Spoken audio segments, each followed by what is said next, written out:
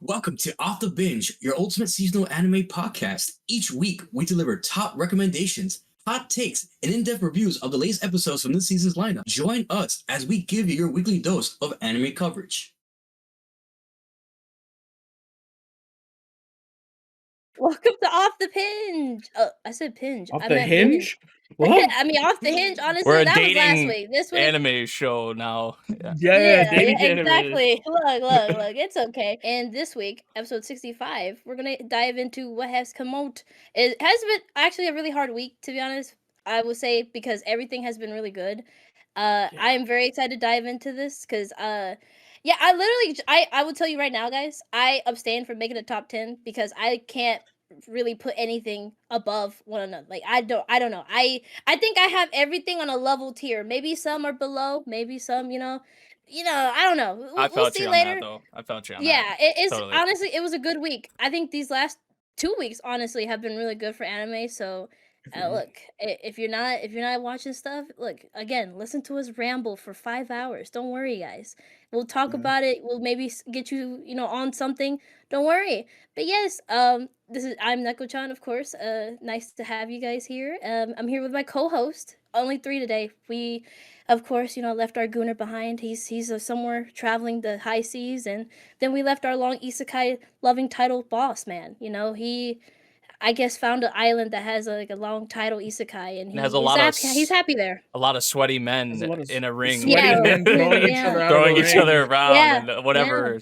I don't know. That's Yeah, crazy to me. don't you love that, guys? Mm. We love that. If you haven't seen Go to Kamuy, who doesn't like sweaty men? Peak. Yeah. Peak. Yeah, but talk about Kota Kamui, the one who actually has kept up with it.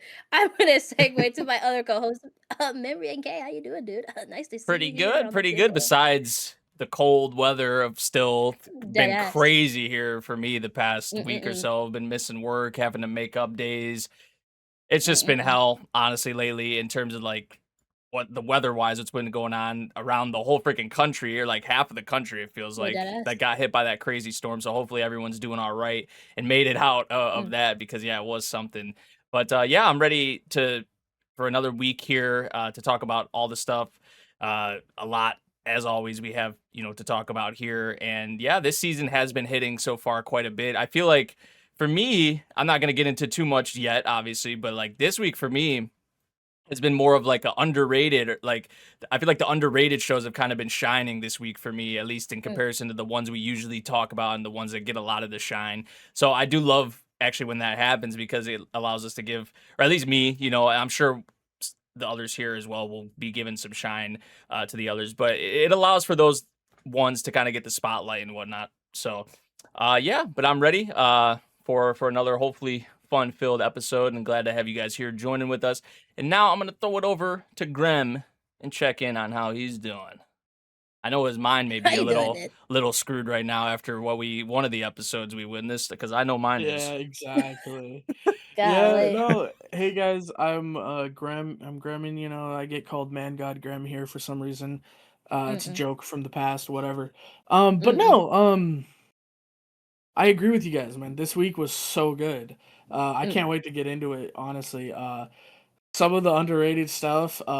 If we're a little bit fried, I'm gonna be honest. We're recording 2 hours late because I made sure that my co-host watched a couple of shows because I really wanted to talk about them. It was worth. So if we're a little fried, worth. I apologize. But yeah, we're actually gonna skip over our binge chilling section. Bye. We don't have anything we binge this week, so we're just gonna get right into the meat and potatoes of this episode, So I Yeah. want to remind everyone again, this is our go-to seasonal anime podcast. We are going to be talking about spoilers for this week, the week of the 25th to the 31st. Yeah. So There's if you haven't watched stuff, there's timestamps. You can skip to whatever you want to watch, And when you finish an episode, come back and maybe hear us yammer about it for a little while. But yeah, time for a seasonal spotlight, guys. Yeah. Time Also, for action. we'll give a shout out first. I do want to say, I know we mentioned the sweaty men and whatnot. They will have Right. coverage for yeah. the Royal Rumble, so if y'all want to go, if y'all are wrestling fans, you may not be if you're here. Most of you are probably just like us, watching anime, manga, you're reading manga, watching light novels and stuff like that. But if by the Watching light off novels, for chance sure. you do want to get some Royal Rumble Sweaty coverage, guys. go over to the Weebs of the Yeah. Ring, and they have you covered over there. But yeah, like y'all I said. think they have 2 guest stars Oh, there really? too, so I don't They know what's going do. on there. Yeah. Oh, okay. They're gathering Seems all like the it. sweaty So men. hey, they Yeah. yeah, sausage fest. Let's fucking Crazy. go. Yeah, but you know what Yee. other sausage fest we're gonna dive into? This action and shonen, because There is a lot things of that happening going here. on. Always Yeah. something. So yeah, we want to talk about our honorable mention, Golden Kamuy. Nate segues away with that, dude. Golden Kamuy, I mean, once again, I feel like it's like beating a dead horse at this point because I feel like this season has been really good so far. This is another really fun episode. Just like the stakes are at an all-time high, the tension's at an all-time high. A lot of the characters kind of, coming across each other. And this episode in particular, we actually saw Surumi get more like involved in Sugimoto, and I think what did they call him? Botaro, I think, which he definitely kind of rubbed me the wrong way in this episode with some of his actions. Like, I understood, like, they did give you some of like the background around him and kind of why he was doing what he was doing, but it's pretty much like a Serpa at this point, getting tossed between a bunch of different people, and Sugimoto's trying to like stop this person from getting hurt, stopping this person. He's just like always on the run, always trying to tail whoever has a Serpa right now, which she's in Surumi's hands right now of all people, which is obviously not what you want, not ideal at all. But it's been a really like fun season so far. This episode was no exception. It was once again another fun episode. Nothing like insane though, I will say, for this episode in particular. I think I've been higher on some of the other episodes from this season, but yeah, we just keep winding down, and like I said, the stakes I feel like just keep getting higher, and the tension is there. Just, you never know, because they've been killing off characters, so it's just like at this point, like, who knows who's safe? Right? It feels like nobody is safe. So yeah, I don't have much really to say about Golden Kamuy. I know I'm the only one that talks about it. This episode though in particular, just like I said, not as crazy as some of the other ones we've had so far in this season, in my opinion, but the chase scene was really fun, I will say. Just like them driving this goofy looking like beer truck and whatnot, and just some of like the like I mentioned it last week with the shot that Ogata had on I forget what his name was, but he like killed the one guy through like 2 or 3 different windows, and the bullet had like whizzed past Sugimoto and stuff like that. They've been going for some cool little like angles like that. That's something I've always appreciated with this series, is like I feel like the action is like creative. It's not just like kind of straight up. Like, the author does do some cool things with it. So, and I feel like the anime's captured that pretty well. So, and obviously it does have like the goofiness and all of that mixed in. So, been a good time with Golden Kamuy for sure, but that's probably all I have for it. Okay.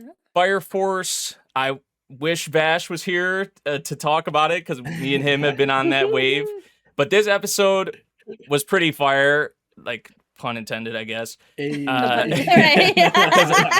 you got the 8th pillar, you got the creator, I think, of the Amaterasu, like the one that like everybody worshipped and whatnot. I think his name's like Raffles the First and stuff like that, coming out. Yeah. Shinra there to kind of come in and play the hero part, and just seeing kind of not all, but like seeing a lot of the different squads of the Fire Force working together, and a lot of the characters we really care for, and seeing how far characters, obviously like Shinra, even like him and his brother linking up once again, that was dope. Seeing Iris, it seems like, because we did see a glimpse of kind of her powers and whatnot, like awakening, but I think now it's like fully awakened, and her becoming more in tune with that.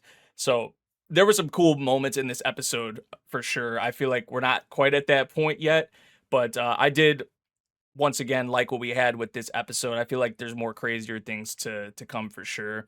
But yeah, I would have more to say, but usually me and Vash kind of go off on that. But yeah, Fire Force solid. Just kind of how I felt about Golden Kamuy as well this week. It wasn't like one of the best episodes of this season yet, but also it was still a good time. So yeah, just I like seeing everyone working together and towards a common goal. It is getting a little interesting though now because they're like, oh, Shinra had got past that part, the whole stigma and whatnot of him being like a devil and how people perceived him and whatnot. He had got over that, and then how quickly that kind of flipped because everybody who praised and saw this Raffles guy as like a god essentially. Once Shinra dealt the final, what felt like or was the final blow to him, everybody was like turning on Shinra again and calling him a devil again, and then he like vanished. So you're just like, what the hell is going on? Like, was it that? Because it seemed like everybody was calling him the devil, so it kind of just like flipped back again. I'm not really sure what's gonna happen with that because that's how they left off the episode. But yeah, interesting things going on in Fire Force. That's been a big discussion, obviously, like with this world, Soul Eater, and just the reality of the world and Fire Force, what has been revealed, and how like the Adola, coming together, the links and all that, the worlds coming together, and what happens with that. It's a lot. It really is a lot, and I do respect the author. I feel like it's. I think I mentioned on another pod that we had. Very risky. Last week, yes. Yeah, very risky to kind of towards your end of the series go for something like this. But I feel like this is a case where a lot of the things probably prior that we've had in the series, and maybe even in Soul Eater, I can't speak for Soul Eater, but there's probably things that you could look at and you maybe could see it in a way different light, or you're like, whoa, like the author was kind of cooking with this. And I feel like on rewatch, Fire Force is a series that probably will hit a lot different with a lot of the reveals and things that we've had. So yeah, another good episode here. Like I said, nothing crazy, not like one of my favorite episodes. I'm not going to sit here and act like it's my favorite episode of season 3, part 2 to this point, but it's building up for some good stuff in the climax towards the end of this part, I will say. So, yeah, that's all I got for Fire Force. Oh, what's up? You're telling me basically is that you're gonna react to Soul Eater, right? Like that's what you're telling me. Like, I feel like I'm that's gonna what be honest, man. hearing. You should. Soul Eater would be a good one. It would be a good one. Yeah. It would. But it's also like 50 episodes, and I can't commit to shit. So, shit. Well, oh god.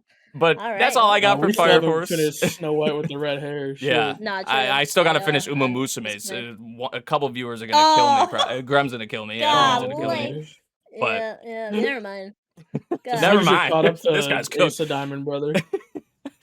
I mean, true. I haven't finished Vinland Saga. I'm like 10 chapters away. My Ruzu gives me crap for it. That's like, I'm cooked. Hey, it happens, man. Shit happens, dude. Life is a thing. Happen. Yeah.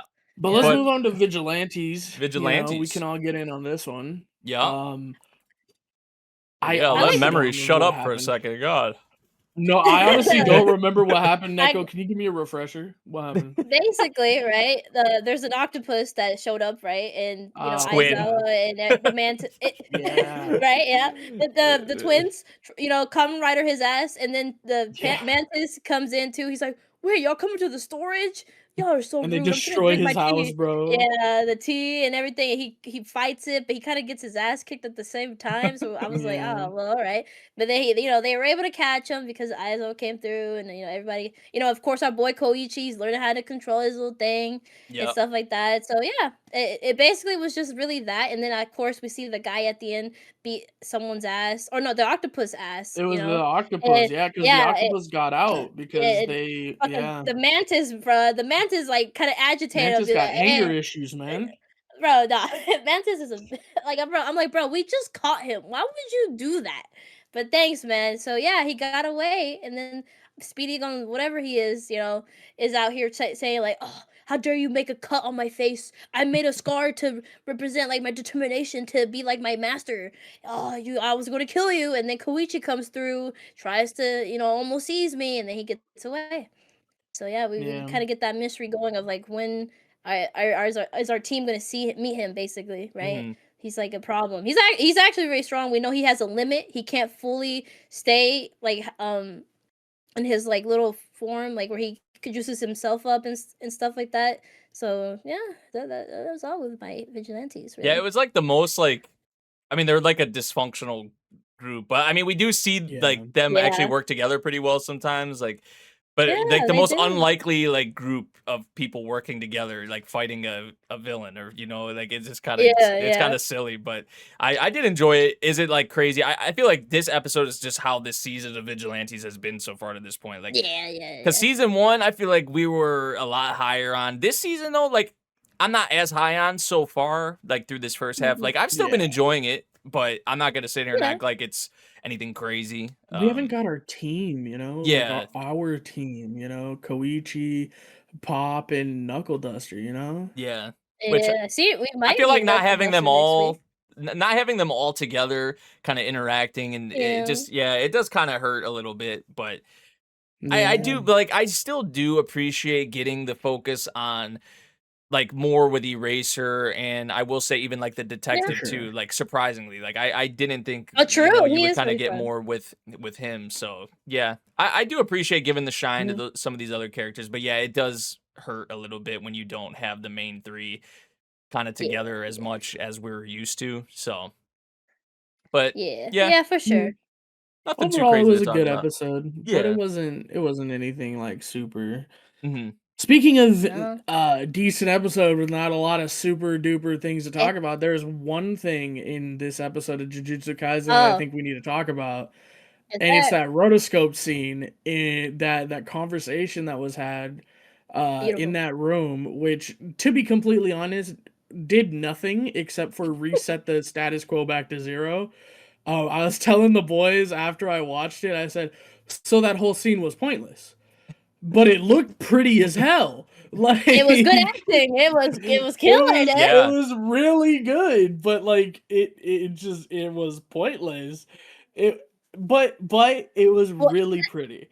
And like the mannerisms that came through, Yeah, which apparently I don't know if it was, I saw something, it was like, I don't know if it was the director and one of the other staff members. It was 2 of the staff members that like acted out that whole scene, and that's how they kind of got like the movement for it and all that, which I think was really cool. But yeah, that was definitely, like you said, one of the, if not the main kind of thing. I know we had like the stuff with, I feel like the stuff with Panda was more impactful, but like I just feel like it kind of like that the Masamichi, the him getting like killed off. I just feel like it was just kind of random. It felt like even like the Maki stuff, even though I love the Maki stuff a lot, don't get me wrong, but it's like we got the calling game, we got the setup there, and then we just cut to like, oh, Maki and her, and now we're cutting to this, and it's just like I feel like the flow of it for me is kind of like a bit weird in a way. I don't know, like it's a bit jank. It's like it feels like this stuff should have happened first before we got the rules to the calling game,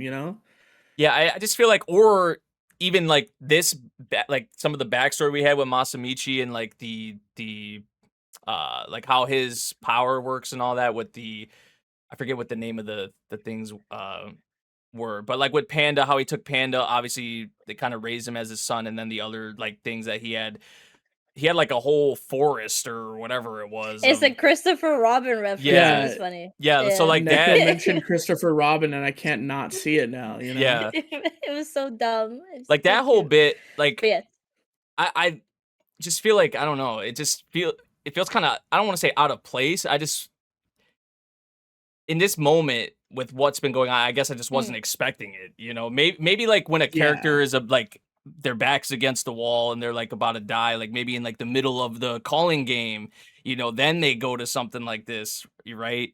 But I don't know. For me, I just feel like the flow, I guess, of this episode did feel kind of off in comparison to the other episodes of this season so far. Just with what's been set up at the beginning of the season, what's been going on, and to kind of cut to this, I don't know if it's rushed maybe material in this episode in particular. I'm not really sure.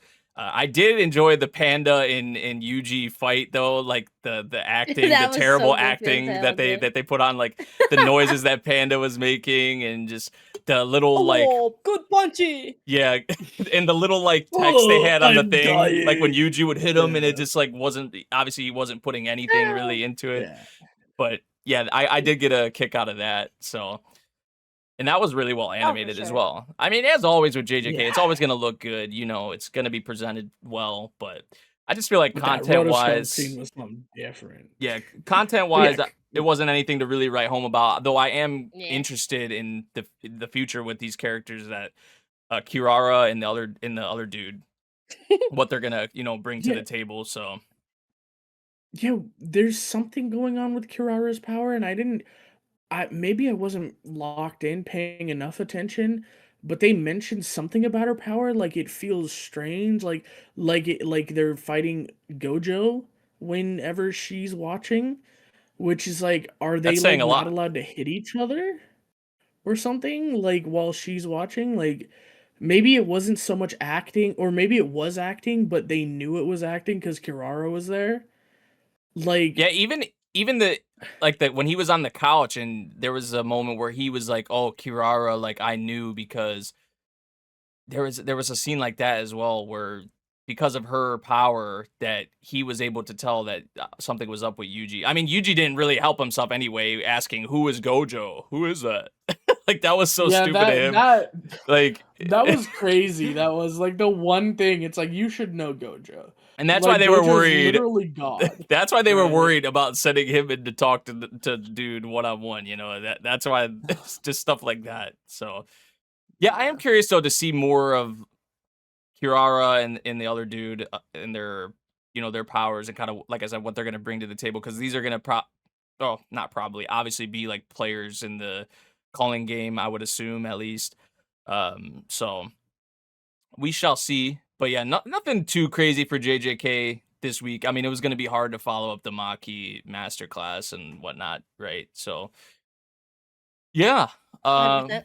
next up, we got Trigun, which our boy is back. Yippee! He's not Thorfinn anymore. No, Vash. He's no. got the cut. I like your cut, G.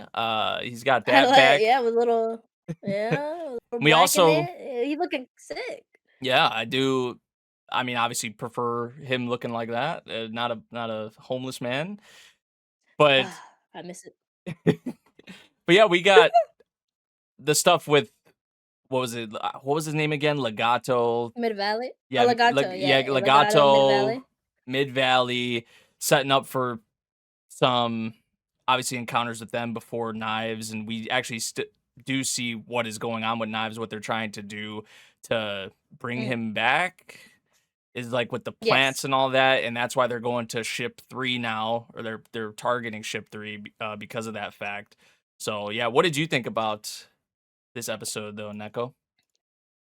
I liked it a lot. I liked, of course, just a little breather in the beginning, right? With just our gang, right? Like Wolfwood already confronting Vash about like, hey, you need to start killing, right? Yeah, Like you can't not kill, right? This is what caused the problem in July because you were being too soft on Knives, and now it's time to lock in.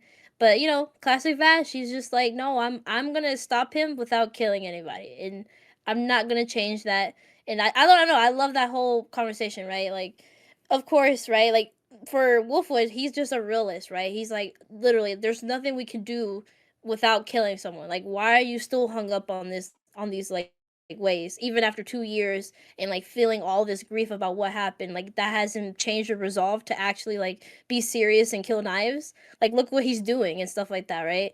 yeah, And no, I mean, of course it just Vash, of course, loves his brother and he loves the humans. He wants to save both and without actually causing any more like casualties. So of course, Wolf was about to get more on his head, but of course, the girls came through, made it more lighthearted. I like the interview portion, right? Like with Meryl and Millie being yeah, like, yeah. cha cha, like, hey, And the hey, Wolfwood, how pictures did you feel and about the pictures? And just, I liked the scene where it's like Millie or Meryl was like, hey, Wolfwood, how do you feel about the reunion? He's like, oh, well, actually, I didn't even think we were gonna. Well, he's like, wait, no, it's wait, like he why am I broke talking like this? character there for a second, For the interview, it was funny Yeah. and it was very sweet, right? Because yeah, like we just got a reunion, right? Like, let's not think about it like that and stuff like that. So that I like that little portion with the picture and just like of course our girls just making something more lighthearted, and I think Vash appreciate that because he's like, yeah, I appreciate y'all, appreciate. Hmm. But yeah, I like too is just the later conversation, right, with everyone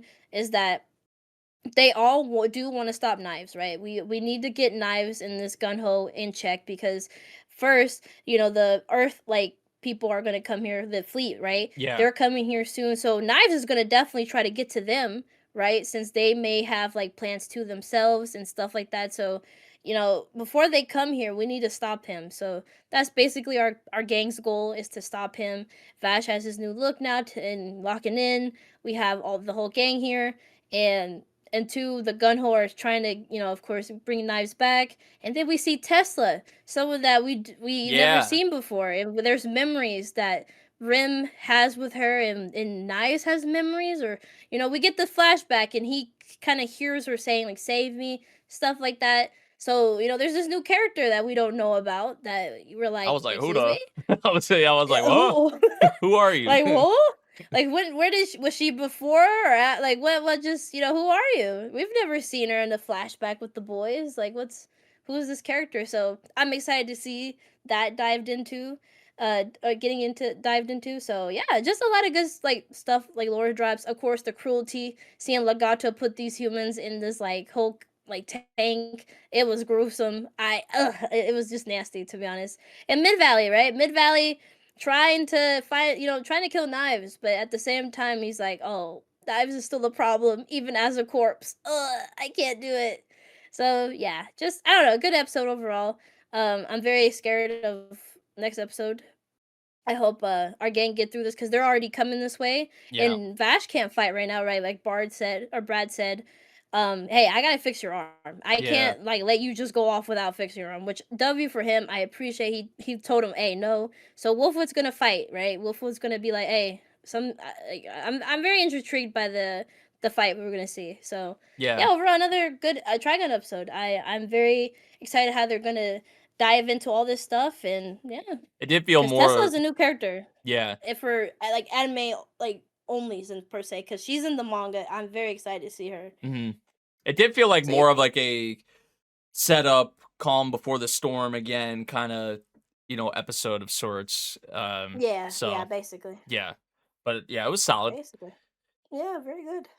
All right, All next right. up, let's go on to Medalist, which we saw a bunch of performances in this episode, which I was actually very impressed with because a lot of them were 2D. Like, I feel like Yeah, the 3D we've, said plenty of great things about because it's looked good, right? But I feel like it was surprising for me to see a lot of the performances we saw in this episode were actually just 2D animated, which, yep, was really nice to see. But seeing the difference, right, in some of the performances that we saw and just kind of how everybody's putting everything on the table and you can kind of see how hard it is in these moments to put everything together. As much practice, as much repetition as you have, when it comes down to it, when it's time to perform, when the pressure's on, I feel like this episode did capture that like perfectly, right? Like you could be prepared as much as you want, but when it comes down to actually, be here and perform, right? It's like that is what determines, who makes it and who doesn't, is being able to execute. Because my Ruzu was watching with us, and he's joking about like, oh, they're doing the same moves and blah blah blah. I had to mention this yeah, because he just kept saying it. I'm just like, man, I may never watch another episode of Medalist with you again. But like, yeah, but yeah, they're doing all these the same moves, right? But that's the point. Like, it's repetitions, and when it comes down to actually perform, to put it all together, it like I said, it's just about the execution here. And you saw in this episode how some were able to execute and how some weren't. So yeah, what did you guys think about this episode? I think it was nice seeing the shine on obviously some of the other competitors because it's not just Inori, believe it or not. There's others here. But yeah, what did y'all think? yeah, go ahead, my God. This was a really good episode. I especially liked because I don't know about y'all. Well, I do know. Like, let's be real here. None of us know nothing about figure skating. Like, all we know is maybe we watch Yuri on Ice, and maybe we watched Medalist season. Well, we all watched Medalist season 1, but like we don't know much, right? Like we know there's the different types of jumps and that they're worth more or less, and that the number of rotations. Like we know stuff like that, but it was really cool finally getting the experience of being in the audience Yeah. with someone explaining to us. Yeah, yeah, yeah. That's That what I is was telling true. my Yeah, Ruzo. I was like, you need to be in yeah, the crowd yeah, with them. yeah, Like, when he was saying that, Like I was it like, you was, gotta be in the crowd, bro. Listen to this old man. yeah. yeah, yeah. This old W pops. man really helped us out, like because like so like I knew that when you have you submit like a sheet to like say this is what I'm gonna do, and like Nate said, you're scored on execution. I didn't know that you can also have backup and maybe go deviate from the sheet and it's Oh, yeah. still fine because like you probably already wrote that on the sheet. Like if I fail this, I'll probably try this or something like that. Hmm. And so not everything is just a judgment by the skater. They Mm-hmm. went through the possible scenarios, which makes a lot of sense because once you fail one, you fall off kilter. You start to panic a little bit. We saw that, in fact, Oh yeah. with the last performance.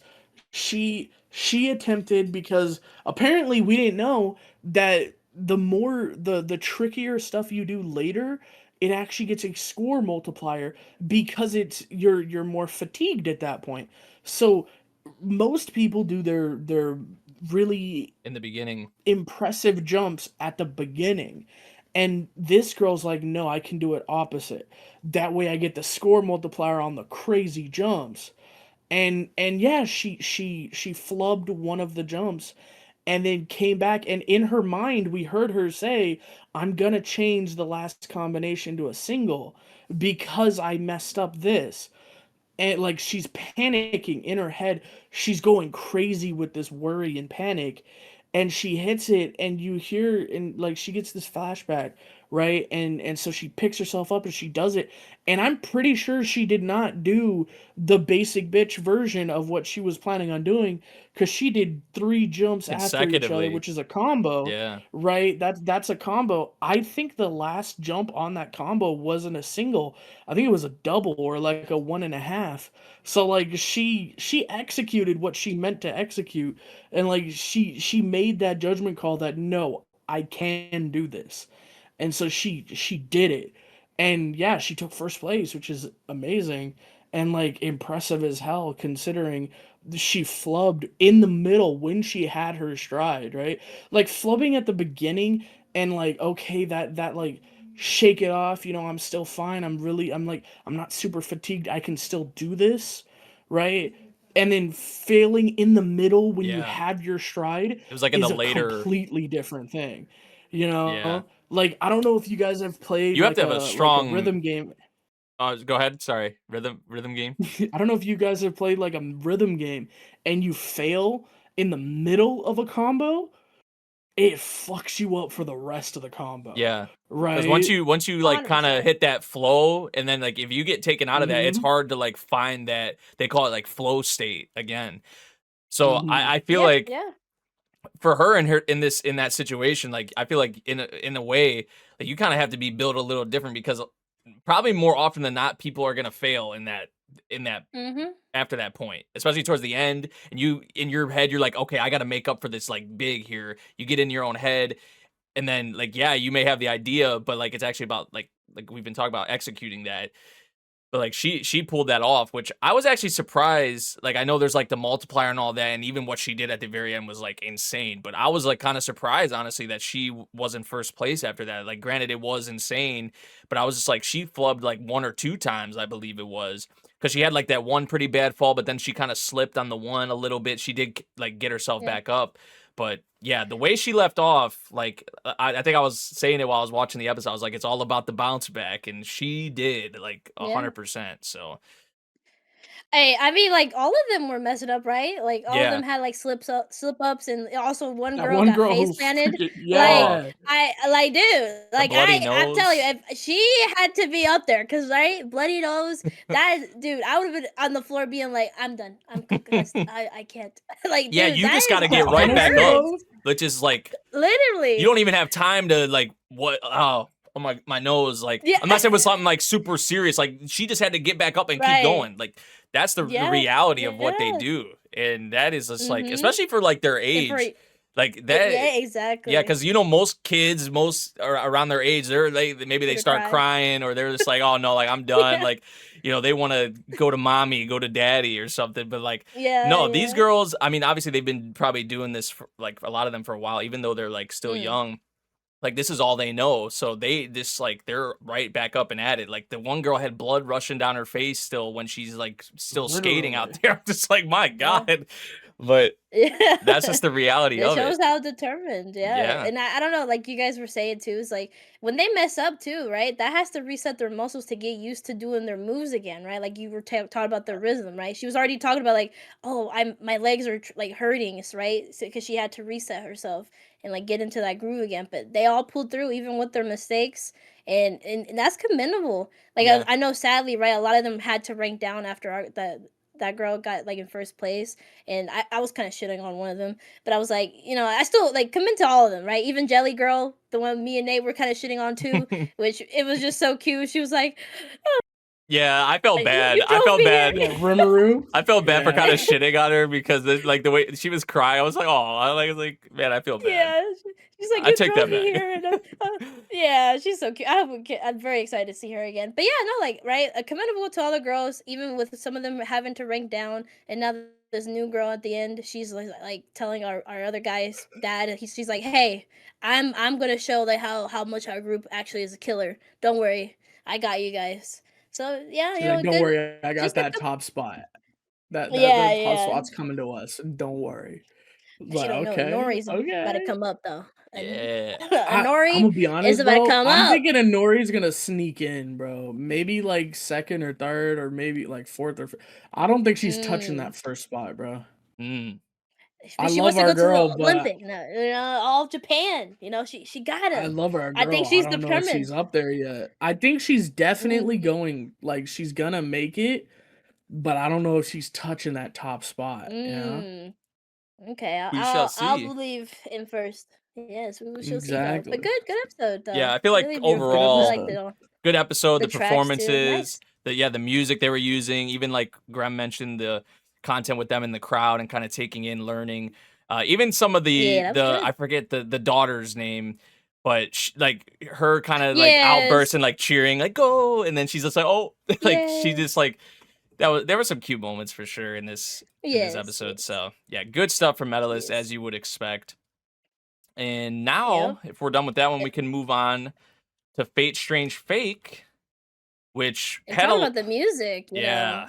oh my god, that ED guys, Yeah. dude. Of course, you see this background. That ED was killer. I hope they stay with it. And like KK, like Nate said this morning when he tweeted out, this is basically KK Sensen ran so this could, or walked so this could run. It Yeah. was great. Honestly, like I that was the fucking love vibe I this got ED. as soon as I saw like the visuals for it. I'm just like, yeah, this is Kekai Sensen vibe, 100%. It's kind of funny too because Kekai Sensen is set in America as well. Obviously, we know, Yeah, it Fate is. Zero, Yeah. Fate Strange Fake is as well in with Snowfield and all that. Yeah.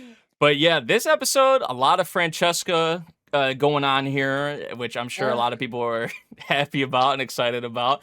Just the way Yeah. she, And then there's two. yeah, which Ugh. apparently like she got killed, and there's like the soul Yeah. of a there's some weird shit going on with Francesca for sure. But the way she's kind of, it feels like I have, for whatever reason, I have this like Oshinoko on my mind with Ruby and what's been going on in that Oh. series. But it feels like Francesca's kind of like in a Oh. manipulative kind of role like that Oh, in a way. 100%. So yeah, just she's something else for sure. We also got more on actually when Hercules was summoned, and obviously we know Alcides, Yeah. I believe is how you pronounce it. Like how that actually all happened. Alcades or whatever. Yeah, how that all happened, and with the mud and things like that, Insane. which is how we get the alter kind of versions of a lot of the servants and whatnot. So yeah, it was good to get that. Also, another thing very interesting was the Watcher bit that they mentioned. Because Yeah. at first it's like, oh, it's supposed to be Lancer, but no, it's like Watcher, which is like a new kind of.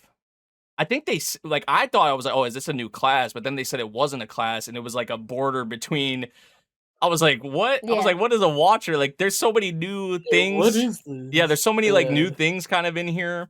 Obviously, we're still getting new freaking masters introduced, like in this episode. With I think his name is I don't even know if we got his name, but I remember from the cast listing. We did. His name's Sigma, I believe is his name. Oh, that guy you met. Yeah. Yeah. So he has no name, but yes, that's Sigma. His name is Sigma. Which apparently he's the son of Maya from Fate Zero. I didn't. My friend pointed that out, and I was like, "Wait, what?" And they're like, "Yeah, that's why he kind of looks like her." I was like, "Oh." Yeah. And they mentioned which the apparently I haven't it's seen like that show yet.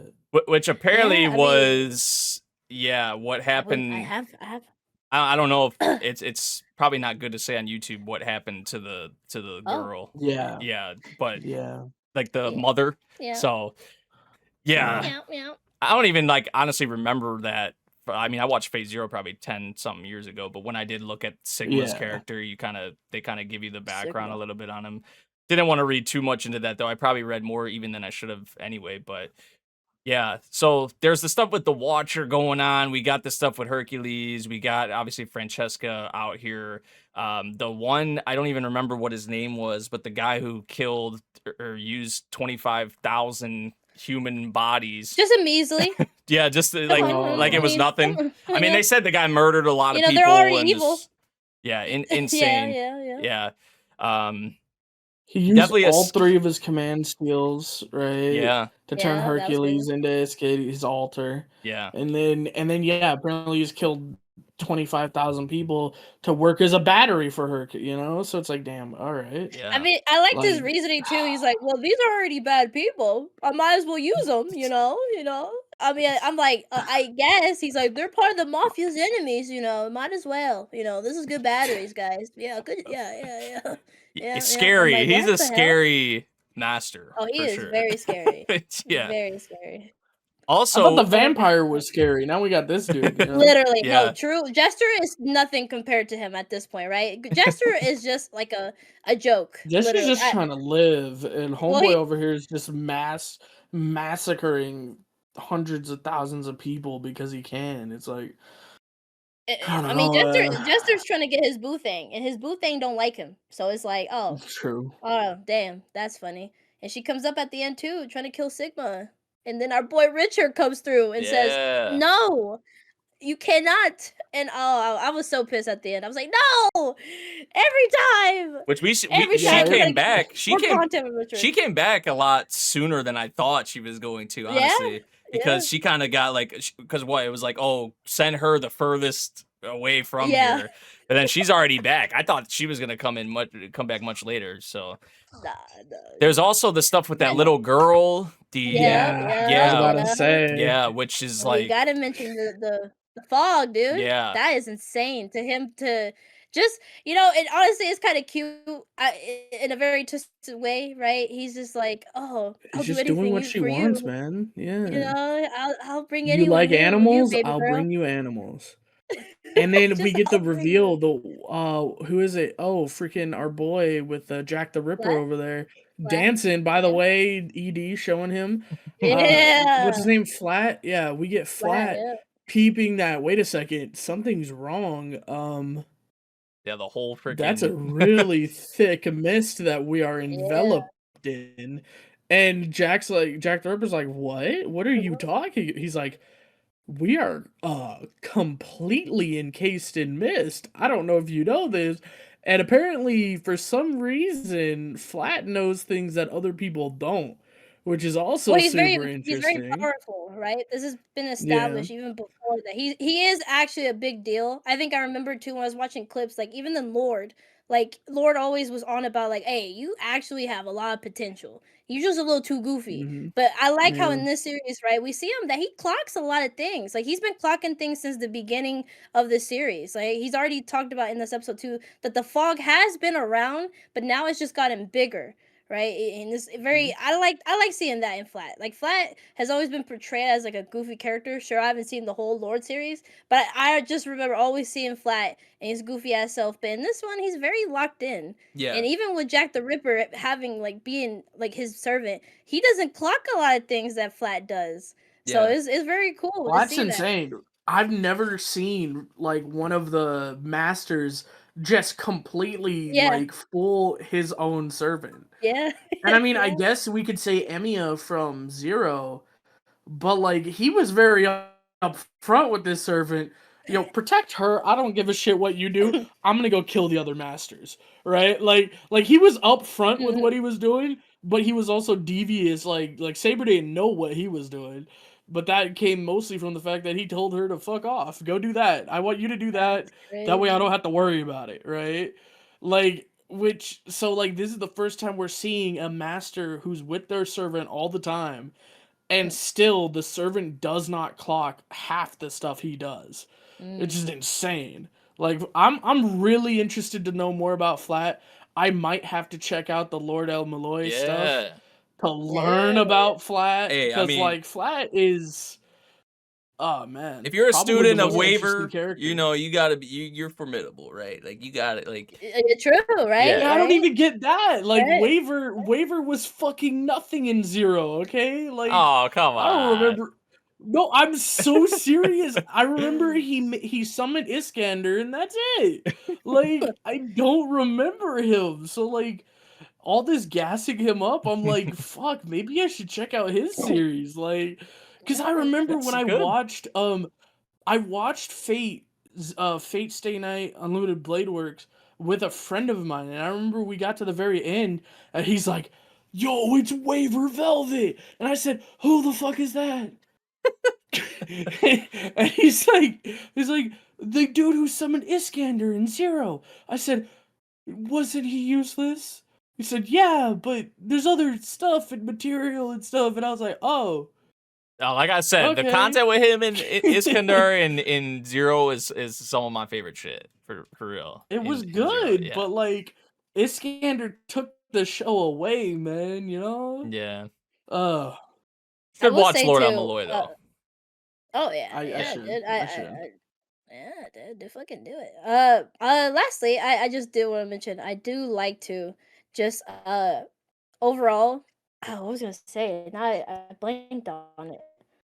Oh no, I blanked. I did it to you finally. Oh, I know that was the.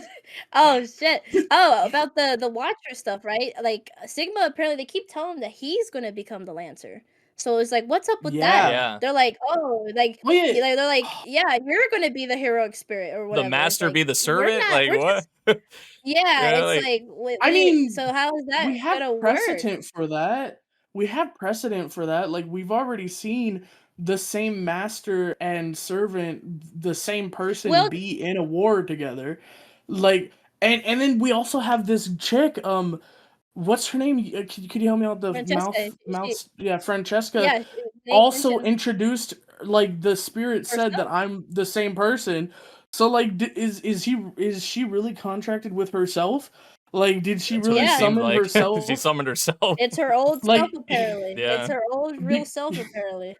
So I yeah, didn't she know I literally didn't know got her that could pet though. happen.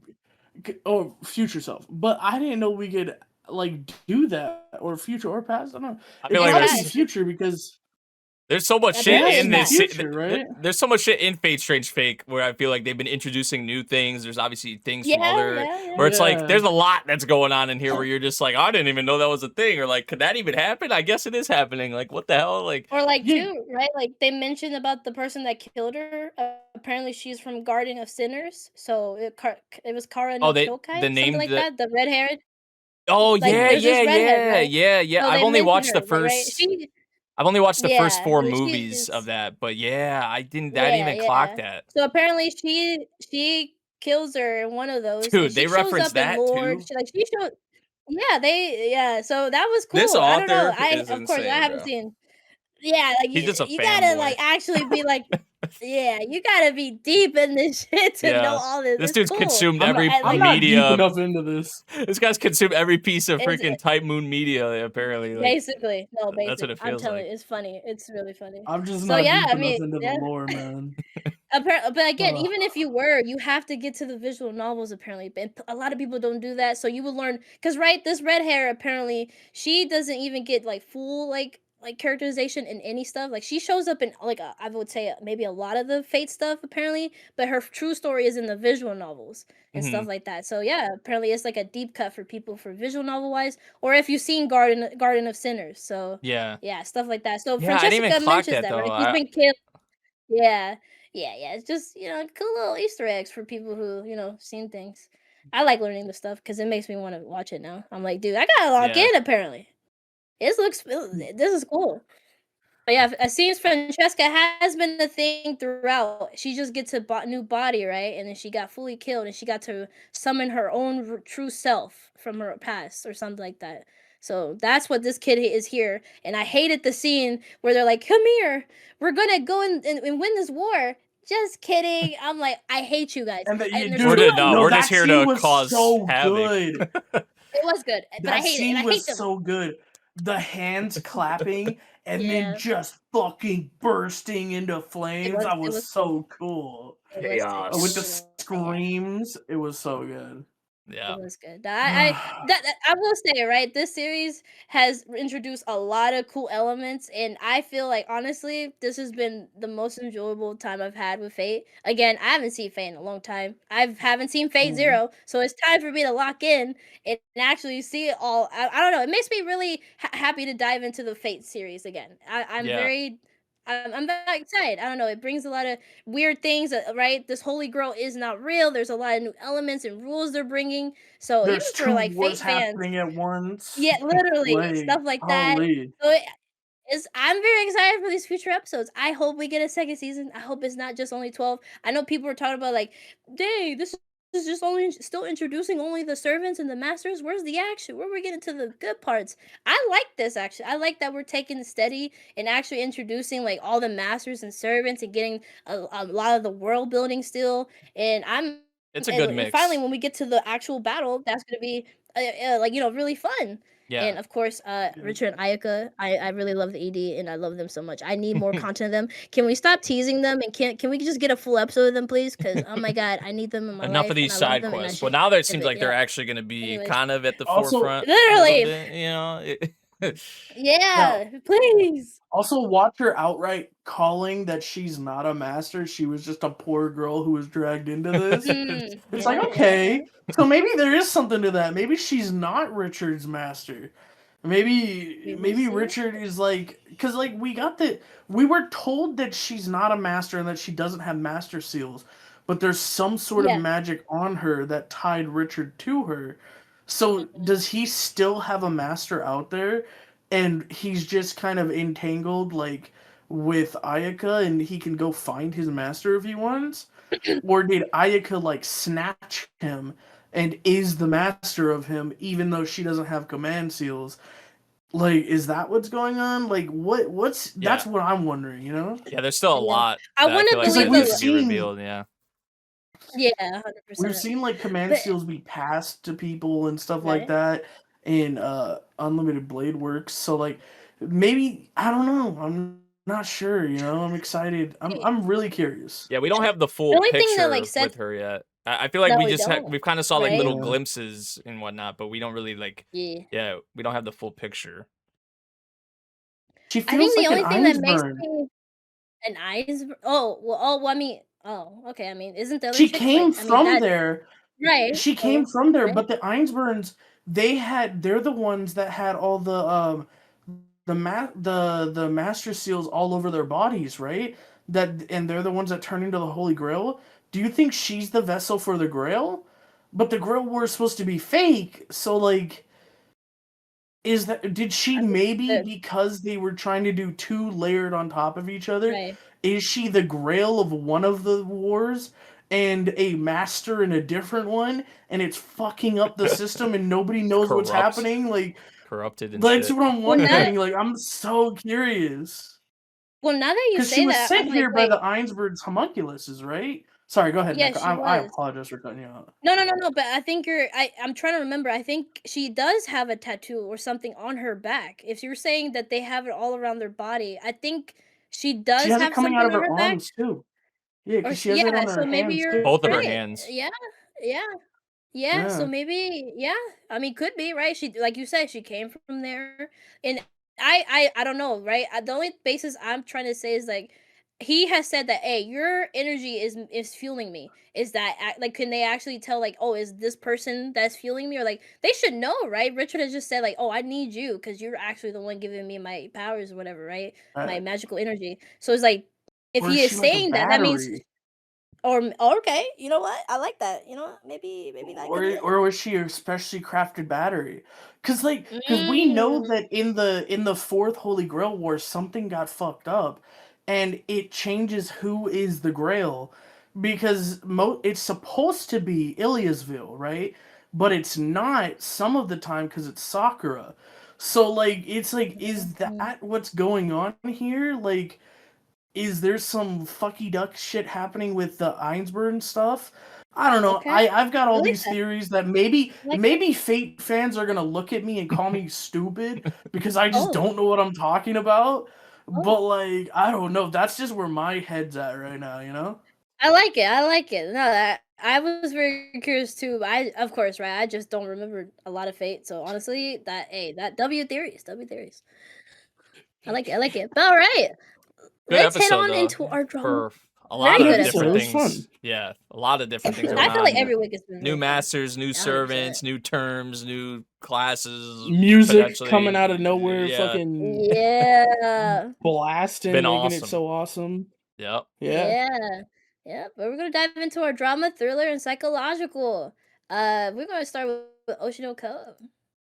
Hey Nate. Hey buddy. I Oshinoko, know actually, I you just watched enjoyed this episode quite a bit. I'm not gonna lie, this week. I feel like just it. going through the kind of the reality of what a lot of like directors and just people, who are at the forefront of certain projects, whether it be shows on like television or just like even dealing with like people in media, I guess, right? Like kind of what they go through and how there's two sides of like everything, because it didn't really look all too well for the director in this episode with kind of the question, because Mhm. they had like the whole thing where they were like cosplaying and the assistant director got all of them together. They had to like change the outfits, the cosplays, like the day before the event, and a lot of them, viewed that in a wrong way, which it rubbed them the wrong way, which is totally I mean, fair. it does Yeah, suck, yeah, right? yeah, Like, because especially they when stayed up all they night. spent all this Yeah, time on these things, and then they're like, "No, we want you to do this."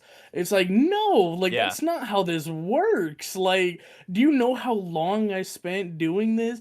And then, like, if I remember correctly, she comes in like super tired because she had to do these yeah. They alterations were and shit. It's staying. like, what the Yeah, hell, they said bro? that they were staying up all Like, night. They were doing the alterations. They had to like go reach out to other people to try and you know find other costumes and stuff like that to use. So like yeah, like it was not a good look on the director as at all with this. And I feel like he did make things right in this episode. I did.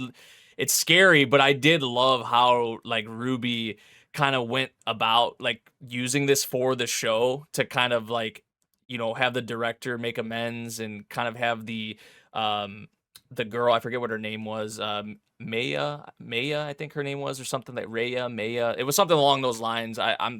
Don't quote me, I could be wrong on that, but one of the girls who cosplayed, she does like R-rated content. The director was asking her inappropriate questions and just very like, especially when there was that was a big thing in the episode too, was like about respect. Like if that respect is there and I could tell you're really passionate and you really like care about like the cosplay or the series or whatever, then like it's fine if that trust and that respect is there. But we don't know each other. You were coming out asking me those questions. There was no respect. So I did like Ruby set a lot of this up, put a lot of this into motion, even like kind of leading, like she pitched the whole idea for the show and they went along with it.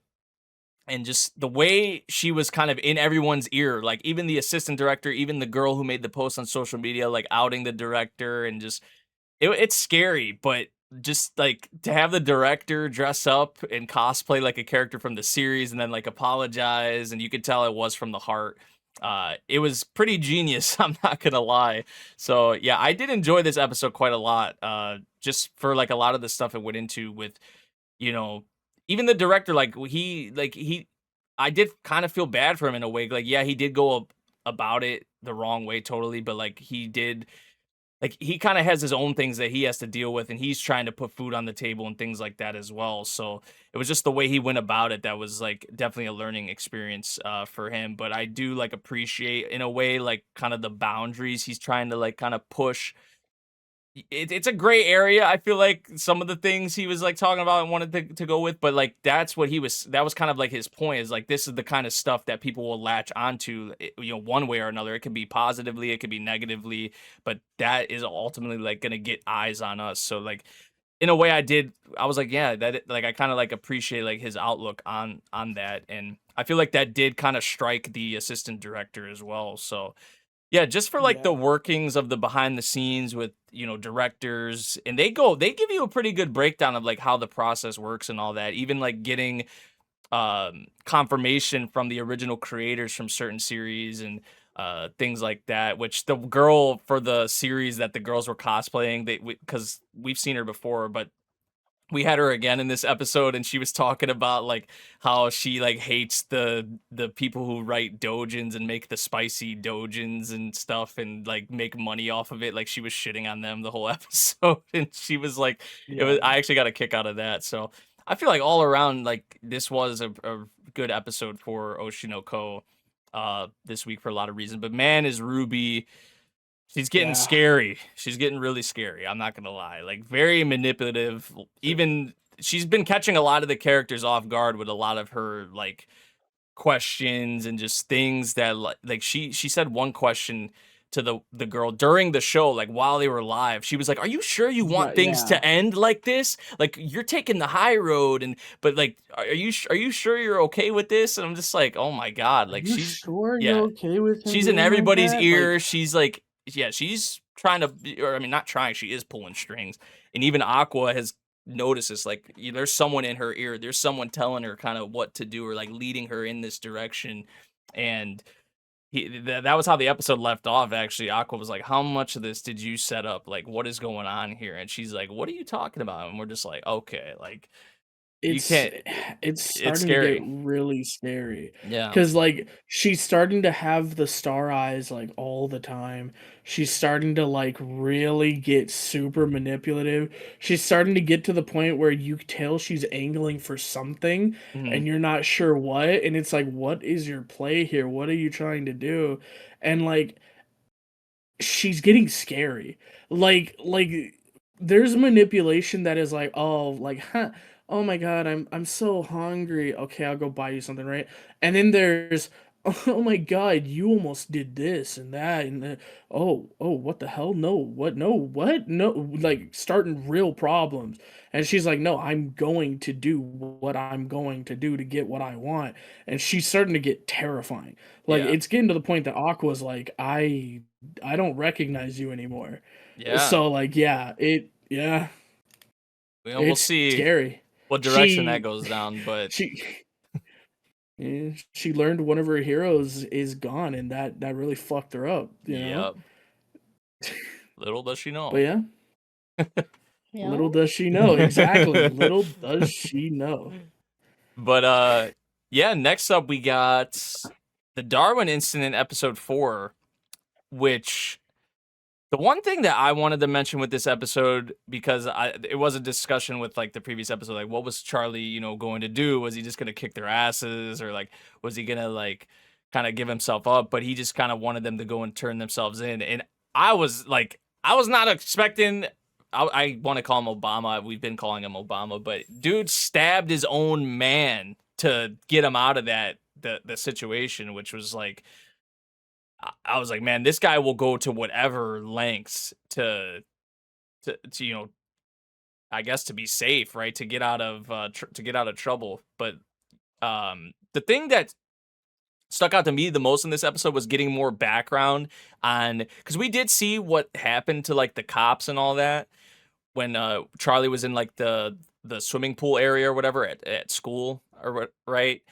But we didn't know what happened before that and kind of what led up to that. And now we got that backstory and that insight, which I did really appreciate with this episode. I felt so bad for Charlie in that scene because of like And I was like, I'm sure someone said in the episode, I'm sure they didn't mean it as a prank, or they just meant it as a prank. That's what, yeah, they meant it as a prank. But then you see they're literally Right. holding his head down in the water. Underwater. Yeah, I'm just like, okay, Yeah, that's no and- normal prank, bro. Like, what? Like, I was like, at first when they pushed him in, I was like, oh, they just pushed him in. It's like maybe a little prank. But but then it cut to them It's not a holding big him deal, down in the right. water. I was like, what the?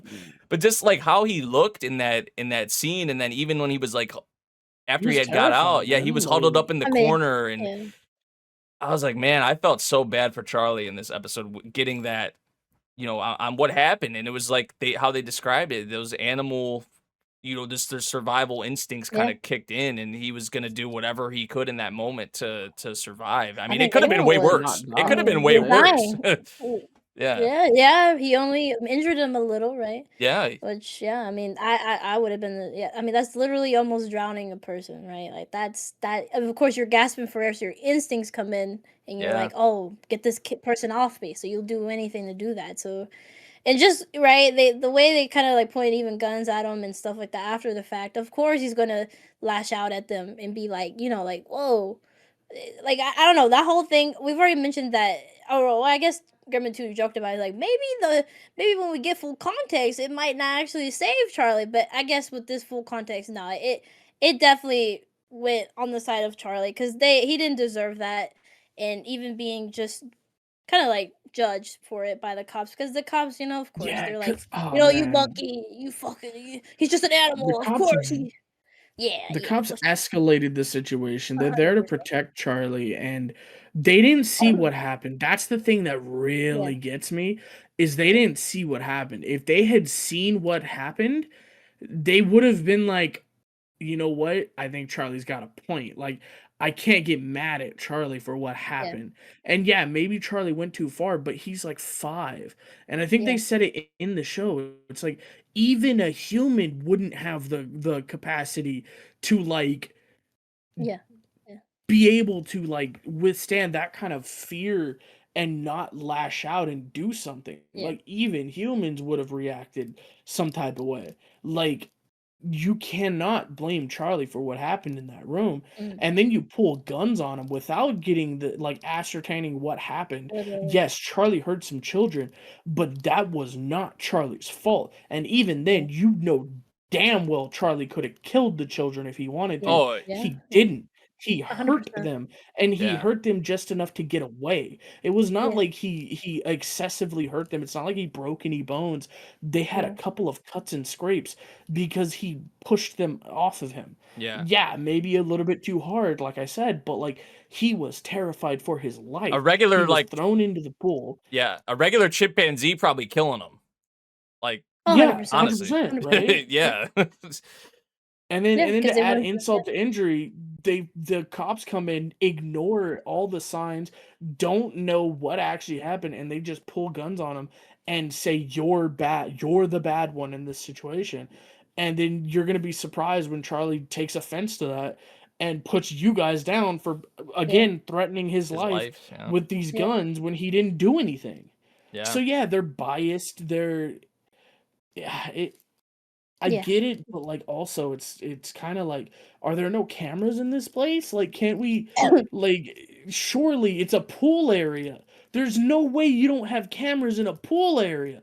There's no way you don't have a lifeguard in a pool Ain't none of them area. kids questioned like Well, know, like- right. They mentioned after the fact, right, that they did find like, oh no, it was the kid's fault. But that's Yeah. the reason why this didn't go public, because the parents were like, But oh still, shit, this is our the kid's cops. 100. I had Oh, 100%, right. man. But that again, I don't know, that's what they mentioned, right? Like the parents were like, oh, please don't make this public. It is our kid's fault, but like don't, because then that would maybe to just see like show Charlie in a good light. And they're like, oh, let's not even do that. Like, let's not make the humans look bad, for hurt, like actually hurting Charlie, stuff like that, right? So, we thought they didn't make this public because of how maybe like bad he was hurting or hurt people, but we find out like no, it's just because he was innocent and they didn't want the kids to be or the parents to get like in trouble for it. So that's why this never got released. So it's like, Yeah. what bullshit is this? So that means this other cop that has this vendetta that means, I mean, does he know that, or like does he not know that, or he does know that? I think he's the one that mentioned it, or no, I think it was the dad that mentioned that the case didn't go open because of the parents. I don't remember, but this fucking cop with this vendetta ass bitch, like, what is his problem then? If he knows the truth or not, I don't know. There should be reports on it, or maybe they didn't make a report. I don't know. Still Yeah, dumb, but yeah, I feel you. It's still frustrating because it's like, come on, like because then after again, that, maybe it yeah, was what 10 years that like his yeah, life like changed for like it was like the next 10 yeah, years because then what they ended up sending him to school, but for that amount of time he had to stay at home, right? Like he couldn't go anywhere. yes, Like he was yeah, confined to like, which is just terrible. Like you don't like what should have been him growing up as like a normal kid, having like a normal life, yeah, he was literally just confined to the house for 10 years. So, if he was able to go to school in those sometime within those 10 years, like who knows how like what turns out or ends up happening, but he has to go to mm, school like kind of thrown into school life like that, at that age. It's just with not having that it's experience, tough. and it's just yeah, it's a lot. And then the whole thing they went into with like, which I found really interesting. There's another thing in this episode was like how he's in a gray area, like with his rights and whatnot. Like how they Yeah, kind of just see him as like an object or like property in a way, which is like, mhm, yeah, it's a very like how do you in the parent situation? It's just like because the cops are like, oh, this is evidence. Like this isn't a person. This is evidence. So how could you like take yeah, evidence yeah, back? It's just a very like it's yeah, interesting, but it's a yeah, very gray like area, shitty spot to be in for Charlie with how the rights are, for him in this series in the day and age. But yeah, just tough for Charlie. It's for sure. So I mean, right? The mom's trying to push for him to have rights, right? Like trying to yeah, make like that's what she was mentioning. Like she was like, "Oh, I'm trying to like have it so like his, him he would have rights as a person and stuff like that." Since they mentioned all that, that was really cool too. So but my thing is too is like so I was talking about this when we were watching it. I think I was watching it with Grim or in Miles in Myruzu. I was like, well, if they do pass this, then what about in the future after he passes? Would they still need that law? Like, don't they like look at it like that? It's like, oh, is this law needed for just a certain group of people, or Well, is it just one there's person? plenty Right? of outdated laws that still Well, exist. true.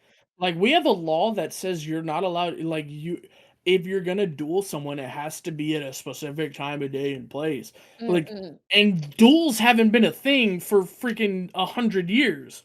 But there's Okay, still a I mean, law fair. about duels. Like that's a real Okay, thing that you can look into the laws and you can see there's a law about dueling people. So like okay. it makes sense to have a law that's useful at right now and Okay. becomes pointless later. Like sure, you know. Okay. So Yeah. I like mean, I don't yeah, know. makes sense. Makes sense. I was just curious because I'm like, don't you have to have like other people back you up for that law too? So it's like, who would back you up for that law? Unless like Lucy and other people like Lucy and other, I don't know, I stuff like mean that. PETA So, oh, well, you know what? Peter and probably the would be the first terrorists on exactly. that. You know what? Fair enough. But also that ending though, when Lucy was like, "Yo, yeah. Yo, Charlie," and Charlie! He's like, sup, babe? yep. He's like, "Oh, Two. you called? What's up? What's up, man?" He literally broke that jail cell to like apart. He was like, "Oh, I gotta go. I hear my I feel friend like here. I gotta go." I feel like at that point the cops should understand that Charlie's not an issue because and I know that sounds so weird that oh he just broke out, disarmed and got away from all these cops. And Mm, that's what should make them understand that he's not an issue because he sat mm, in that fucking jail cell for how yeah, many hours when he didn't need to be there. Yeah. yeah, It's the yeah. same thing as when you take like Superman in the freaking DC comics when you put Superman in a prison cell. That motherfucker could get out whenever the hell he wants to. Yeah. So you need to Yeah. understand that he is showing a lot of good faith by sitting in that damn cell and listening On to you God. blather on about something he doesn't give a shit about, right? Like Mhm. that it's the same thing with Charlie this episode. They like to me personally, I would be like, okay, maybe I don't need to worry about Charlie. No, nope, because that been he said it. just proved he didn't need to be there, but he's being there because he's like, okay, fine, like I apparently did something wrong, and he's trying to talk and communicate and be like, that's not what happened, but nobody's listening to him, and Also, he saved the guy's life, right? he Like, did, who he stabs saved the the dude's person and life. saves them? Like, come on now. And then the All craziest right, part Kamuy. is his dad sits there and says that might have made the situation Yeah, worse. and true.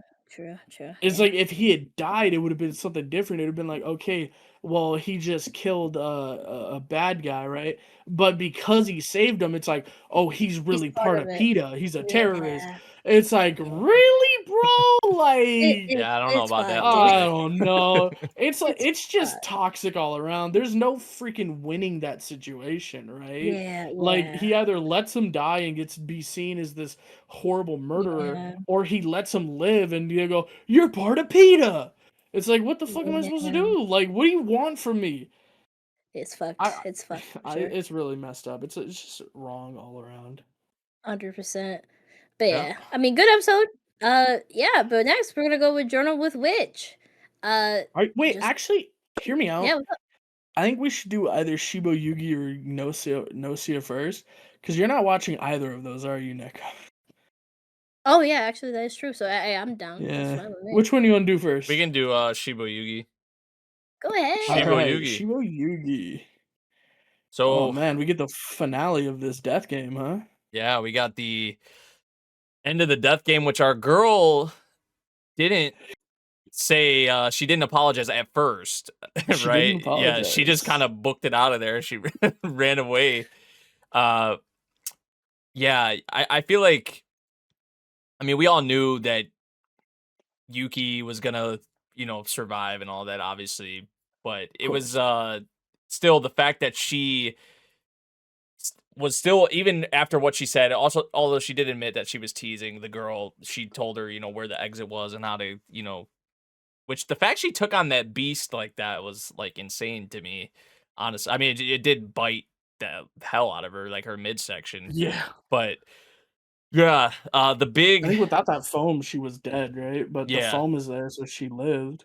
yeah, the big thing But though with this episode was which apparently some of the characters knew, yeah, the whole time, kind of what was going on, like, with the final kind of test, I guess you would say, with this game, and that was the whole voting someone yeah. off. Like, vote on who did the least, and this was It was kind of fucking fucked. brutal. This It was, was just not yeah, right, dude. because our girl Yuki pretty much said, I'm just gonna let fate decide, or let the odds. Fuck it. Yeah. I'ma just write all y'all things. Y'all are all ass. Yeah. Like, And the fuck fact it. that of course, like, it had to be split, so it had to come down to her one vote, because Chie and the other girl, they Kotaha, I think her name was, like, they were on the same page on that they weren't gonna vote for each other, right? So yeah, that was like the fact that Yuki was like, I don't even care who I vote for. I'm just gonna let fate decide. It was the most fucked part of that is I think Yuki's the only one who didn't get a single vote. Because Yuki said, it doesn't matter who I vote for. Yeah. One of you guys is dying. Yeah. And the blonde chick didn't clock that. And she's like, wait a second. That bitch knew she wouldn't get voted for. Because she saved my life and the other girl's. That fucking bitch. And then earlier in the freaking, like, last episode, she chided the blonde girl saying, you still don't know what this game's about, do you? You just don't get it. Mm-hmm. Because she knew. We get the reveal that she freaking, of course she knew. Yeah. Like, and then the girl she saved, right? The girl she saved also knew what it was. Yeah. So she's like, all right, I'm not going to vote for you. And she's like, fine, Bro, the fact that she was like, when y'all sent me out to go first, I was happy because that worked in my favor because I already knew you're never gonna vote for me. Yeah. Like, either I tank an explosion and, like, keep going, or, like, I die and it doesn't matter anyway. Yeah. But, like, no matter what, like, you ain't voting for me if I go first, right? It's like shit, respect, you know? Yeah. So I love once again how this episode was put together, like the just like the tension was there. Like I mean, direction wise, this has been phenomenal. I feel like just throughout the whole series, like the suspense, like it's just I feel like it does keep you like on the edge of your seat for sure. We did actually get a glimpse at some of the people, or the person, I guess, like maybe the game master or whoever, which was like he had like a puppet or something like that, which we heard like a voice, and we did get that. But yeah, the fact that we had, I think, because this was the first time we had like a final, like even though they reached the end, there was still like a final thing. Um, so yeah, that was like very interesting to me, and just the way, a terrible way to go out, right? To just kind of get, I guess, gassed. Like they said it was some kind of like a drug or whatever, but they pretty much, it seemed like, just got like gassed to death. Which when the agents came in at the end to get like each of Oh, and they them, were crying. yeah, and they're like Yeah. banging on the door. You go in, it's just a pile of the material or whatever that they use, the bow. I was like, man, this is fucked. I'm wondering, are these agents like people that, because like the The girl next agents to all had Yuki, somebody they went for, right? And then the blonde girl's agent apparently knew her. Like, yeah, are my question is this like your agent that like oh my god, I fucking bring up a Squid Game. Is this like the person you signed up to take yeah. the like to do this with? Or is this somebody from your personal life that I knows don't you know. The girl next to personally? Yuki looked Because like her it felt sister or this her mother or something. They right, look so and the similar. way, Yeah. yeah, and the way that one girl was crying over the remains of the girl with the bow, right? Yeah, So there's it's like, some kind of attachment do there with all that. they Yeah. there's an attachment. These people care about each other. And then that brings into the point that, hey, we saw someone that knows Yuki, which considering we haven't seen anybody when Yuki goes home, there's nobody there ever, Yeah. right? So like maybe we're gonna get some like actual real world like Mhm. stuff from this. Maybe we're gonna learn a little bit. Yeah. We also got the freaking blonde chick saying, "I am your rival," Red. I'm gonna come at you. My name is Blue. Type beat. Like, She did so are we gonna ultimately get? suck it up and apologize too, which the Of tantrum she threw course, in the car, the way the they handled tantrum in that, the car, dude. man. Right. Yeah. I'm excited to see if she's in any more games because she wasn't in the 25th game, right? Does that No. mean she's gonna like? Did she already die, or is it because you're not destined to always be with the same people? Maybe as we go through this series, she's gonna be there every once in a while, and it's gonna be like this whole thing where she's like, I'm gonna try to get this bitch killed, and Yuki's gonna be like, I love you, because we got that too, where she said, no, I love you. You're so adorable. You're such a beautiful creature. Because you're so naive, and it's like, holy shit, Yuki, you're Yeah, when you see Yuki terrifying. get like that, Like, yeah. I mean, we already oh my said that kind of at god, the end of the previous episode, like, because that was like the right, first time we really seen it. It was like, okay, she's actually like kind of scary, and then yeah, right. that bit just kind of added on top of it for sure. So My definitely a different goodness, side of Yuki we haven't seen up until this point, and I love it. So I'm not complaining for right. sure. I feel like it adds a lot more to her character, but yeah, this game though was very very intriguing to me. I did like it quite a bit. Little twist there at the end too, especially like we mentioned with some of the characters already knowing kind of what was set up and all that, and just I feel like a lot of the details they have for like the games, even like the final games, like they were talking about like the piece of paper, like the ballot or whatever, like there was actually like the questions they were asking, it was like one of the things I just like little details, like it like, oh, like if you lost, like, because yeah, there was a paper in the drawer, but if you were one of the people that still had your paper and like it came down to a Mhm. tie, like that one like wouldn't count or whatever, if you didn't have Or your count as original, yeah, it less, would count as right? less. Yeah. So like Yeah. just little details and how like the games are set up. I do like quite a bit. So yeah. Which is interesting because that means I think only Yuki had her paper from the time, right? Because the one chick got blown up with her paper. The blonde chick left hers behind when she She ran didn't away have from hers for sure, Yuki. yeah. Yeah. Oh, maybe the other two did have theirs. But Yeah, I'm like not sure. Yuki for sure had hers. Hmm. And she's one of the only ones who for sure had hers. Yeah. So it was like she knew, man. Yeah. I'm She so knew and she excited just to didn't learn care. more, like, because it does seem like we are getting more of those, like you mentioned, with the real world stuff, and the people may be connected to these players, and we're getting still little more with the like people behind the game, even though it's a little Right. bit like I feel like that is like a very an aspect I'm really curious about. So yeah, like the games themselves are very fun and intriguing and devastating at some points, but uh what's going on outside, there's still a lot shrouded in mystery. So yeah, another really good episode for SHIBOYUGI for sure. 100%. So Yeah. talk about another really good episode, man. Nah, let's get a journal with a witch real quick. Okay, No, because we Nah, no, wanna nah, fair. we keep wanna up. we wanna balance it. We wanna balance it. That way Neko, Nah, doesn't keep sit going, here bro. for Keep half an going. hour not talking, We Nah, wanna balance it keep going. out. Keep So going, yeah, bro. journal with witch, Neko. Oh Speak no. on it, man. Speak on it. I was eating a good quesadilla, man. Fuck you, Oh. bro. Orale. Anyways, no, hey man, I really like this episode because it just touched on, like, of course, right? Our girls they're not the same. Like, we already knew that, right? And now they're both dealing with their, different loneliness, right? Asa's going back to school. She's doing things to try to stand out, but she's just a girl with dead parents, right? So she really tried to pull that card and be like, hey, I just got dead parents.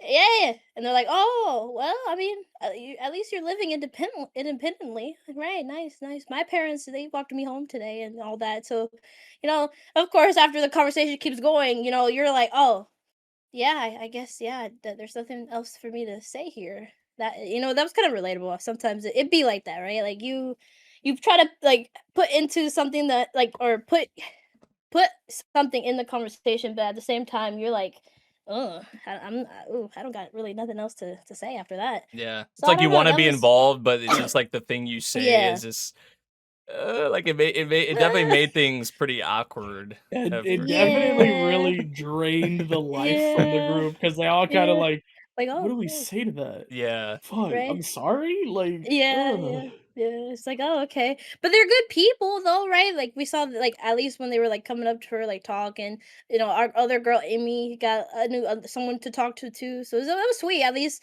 it seems like they're good people. It's just for right now, right? She just didn't maybe bring up the best conversation thing? yeah, And I don't know, I like how even after that, like, the whole episode, right, she just goes through her own, like, loneliness, right? Amakio isn't, like, responding how she would think she would respond and stuff like that. Even I think even when me and Grim were watching, right, she told her about the conversation, right? And then she, doesn't get kind of like what she expected out of Makio from usually, right? And then Right. she starts thinking about her mom and, like, how she would respond to stuff like that. So it's like, ooh, you're trying to fill that little void of, like, how your mom would respond and stuff like that, like how a mother would respond and stuff like that. And it sucks. it's It, like it's it really starting sucks for to. Asa. I Yeah. feel like after Finally that starting to dawn on initial, her. yeah, like it's Yeah. finally Yeah. hitting her. I feel like because at first, like Yeah. there's this you're trying to process it all. You don't really know how to kind of go about it. But Mm-mm. then like after some time passes, once it really settles in, you're just like, oh shit, like I miss this and miss that, or I'm used to this, I'm used Yeah. to that. Yeah. So Yeah, I'm used yeah. to Like, this type of response to this, and I'm yeah. not getting that. Mhm. Or Right. like, oh, it's yeah. Right. We've already been seeing last episode. She's already talking about her mom in the past tense, and now we're hitting in this episode with the essence of, like, just like even her conversations and like the daily life and all that. And of course, Makio's going through her own feelings about her sister. And I like the Yeah. conversation this episode. It's like, hey, I hated your mom. Like, I got nothing else to say. I don't want you to pry deeper into why I hate your mom. And I'm sorry that I'm just not going to be there like that for you. But I still want you to grow up really well and, stuff like that. They did get into a little conflict that, she was kind of alone for a while and she starts crying and Makio notices and she gives her a hug, a Yeah. hug that, she could do. That was very sweet. A chokehold. She tried. What felt Yeah, like yeah. it I was pretty like, much. okay, Makio, okay, that's all right. And I don't know, I really like that conversation that she's like, "Hey, we're not the same. We deal with loneliness really differently. I'm okay in this, but you clearly you need a little bit more. You can't just always be on your own." And it be like that. I would say I'm kind of like the both. I'm in between. I can be on my own, but at the same time, I'm very codependent on people being there and like having convos and not, I like that. So I don't know. It definitely, and maybe a lot of people relate to Makio where they can be alone, they can deal with it. They've gotten so used to it after how many years and stuff like that. So it's like, yeah, they're very different people, and I love just like the analogy Asa used later about like how this ocean water can quench your thirst, but it actually can't really become one with you, right? Because you're right, you can't. We as humans can't drink it, and we for sure, if we need it for like emergencies, we will drink it. But at the same time, it's not gonna help us because we need more water, and that's yeah. So that was cool. I really like that, and just again, I like seeing Kasumuchi back. I love the convo with him and Asa. She's like, They hit oh, it off, y'all used to yeah. date. Yeah. Yeah, they were they were so Like you could cute, tell and he was Asa like, likes him, like which "Yeah." She's like, Kazumichi's cool. He's uh, cool as hell. he's But so there is a cool. lot I to like." unpack there, it seems like, with Mhm. obviously him and Makio and whatnot. Something happened, Yeah. but I am happy they're friends again. But at the same time, I was pretty proud of Makio because whatever happened between her and Kasumuchi really did drift them apart until just recently. And I feel like even what was happening with Asa, I was really proud that Makio like actually went to talk to her about it. I was, Yeah. because I'm guessing before, every time something happens, Makio just pushes them away, right? It doesn't talk to them for a while. But in this instance, she actually reached out to Asa, and I really was happy for that. I was like, okay, that is good. We don't want to have this like the whole maybe a 2 episodes or so where you guys don't talk to each other, so it was very sweet. I really liked that, and I think maybe that's why it pushed her to call maybe Kasumuchi at the end, right? Mhm. Maybe Yeah, be 'cause like, she doesn't mhm. understand, and, like, she wants to be there. Like, Mhm. she Makio is such a good parental figure that has no Mhm. idea what they're doing. And Mm-mm-mm. I think it's important to really, like, cause like in media, when a parent doesn't know what to do, they're often viewed as a bad figure, and it's Mm. like you're not doing what your child needs. And this is a parental figure that has no idea what she's doing, but she is trying her damnedest, Mm. going out of her comfort area, talking to Yeah. somebody who something clearly happened in their past, and it's still fresh, and like they had not talked in a long time, and she's mending this bridge to try to have somebody to Mm. like help me raise this child, because even if I hated her mother, she does not deserve a bad life because of that. She does Yep. not deserve to be bounced around the family who does not give a shit about her. Like, she is my family, and I'm going to try to give her something, even if I don't understand it, even if I have to talk to people that something happened with and I don't know if I'm going to be comfortable with it, even if I'm going to have to go out of my comfort zone and let somebody into my personal space Uh-huh. and like be around when I'm normally like in like safe and sound in my solitude and like comfortable there, and I'm bringing someone into that space. Like, Yeah. when we get home, guys, when we get home, we go to our rooms, and that's our place, right? That is where we are safe. That's where we can unwind. That's where we can metaphorically unbuckle our belts and like be out and like free and like de-stress. And she's taking that away from herself, because that was her room, that is her happy place, Yeah. that is Yeah. where she does all of this, and she is now sharing that space with another human being, and she's not used to that, and she's willing to say, I will throw away my comfort to try to Mhm. give you a modicum of comfort, and then even going further out of it to be like, I don't know what I should do. And like, she touched a really sore subject for me, and Mhm. I like, I kind of pushed back and then immediately realized and like recoiled and said, I I pushed too far and I pushed too hard, and I need to do something about that. It was a really well put together scene of a parental figure that has no idea what she's doing, and she's trying her damnedest to do well Yeah. in Oh this yeah. situation. That's what I respect a lot is that like Makio is like, you know, that, and that's all you could ever ask for is like in her situation, like she's trying her best. So like I just appreciate seeing that and just, you know, obviously she's not perfect. I do.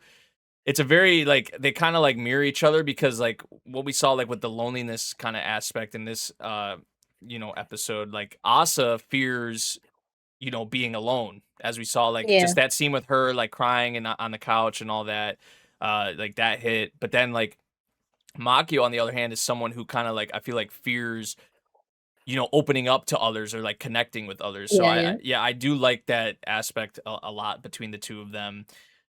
So yeah, like that content that it kind of hit on with this episode with the two of them. I just love just the you know the progression we're seeing with the two of them as they kind of open up more to each other, talk more with each other, understand each other more. It is definitely like you know a process. It's a lot. There's a lot of weight there. I feel like a scene that stuck out to me a lot was again, we've been getting these little glimpses of how Asa talks about, you know, her mother and what she used to say about Makio. Like this in this episode in particular, when she said Makio-chan is a novelist, that is something that really stuck out to Makio. So I feel like there's been these like I feel like she tries to kind of shut it down, like, no, like that can't be, you know, but like there's these little bits that Asa's, you know, kind of spoke about with her mom in reference to Makio where it seems like the mom just like because from what we've seen so far, like yeah, she kind of comes across as an asshole, but I feel like it was like maybe her own kind of way of like love. You're right. I just feel like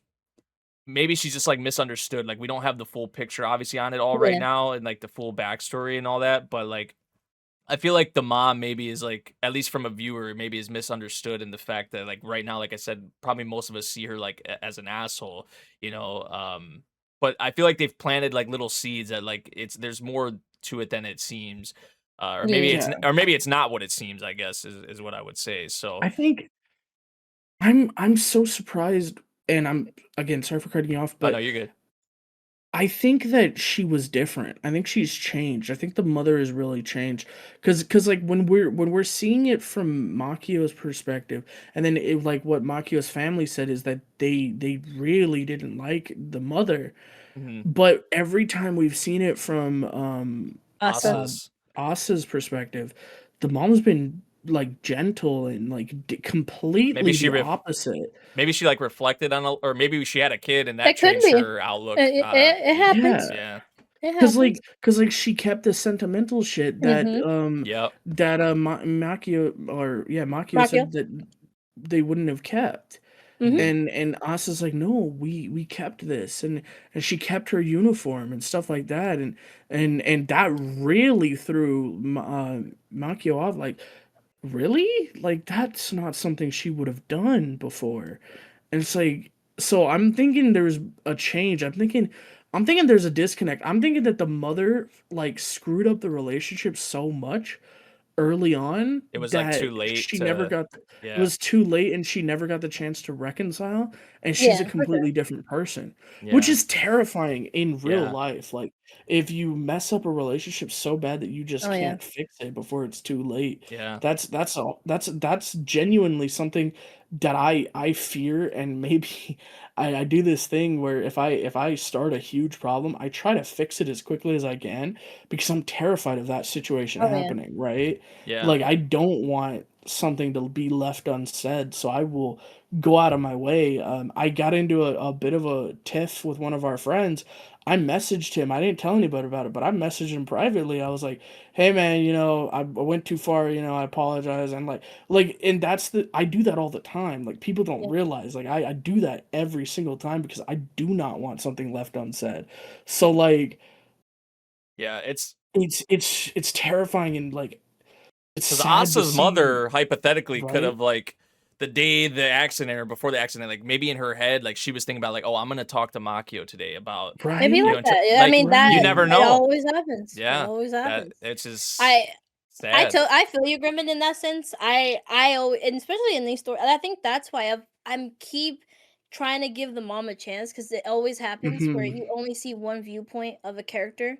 So right, that's why I said like I think in the episode 2 or something, I expected the mom to have one of her novels, and I expected Makio to find it to be like, why does she have my novel? And now that we saw in like this episode that she does know that she's a He novelist, does. and Yeah. she maybe has read it. I don't know. We don't know, and stuff like that. So I was like, oh wow, this is just very sad. And I think when finally Makio finds out like this change in her sister that they never It's gonna could tear her up. That's Oh, that episode 100%. is gonna hit like a It's truck, dude. it's Holy gonna hurt.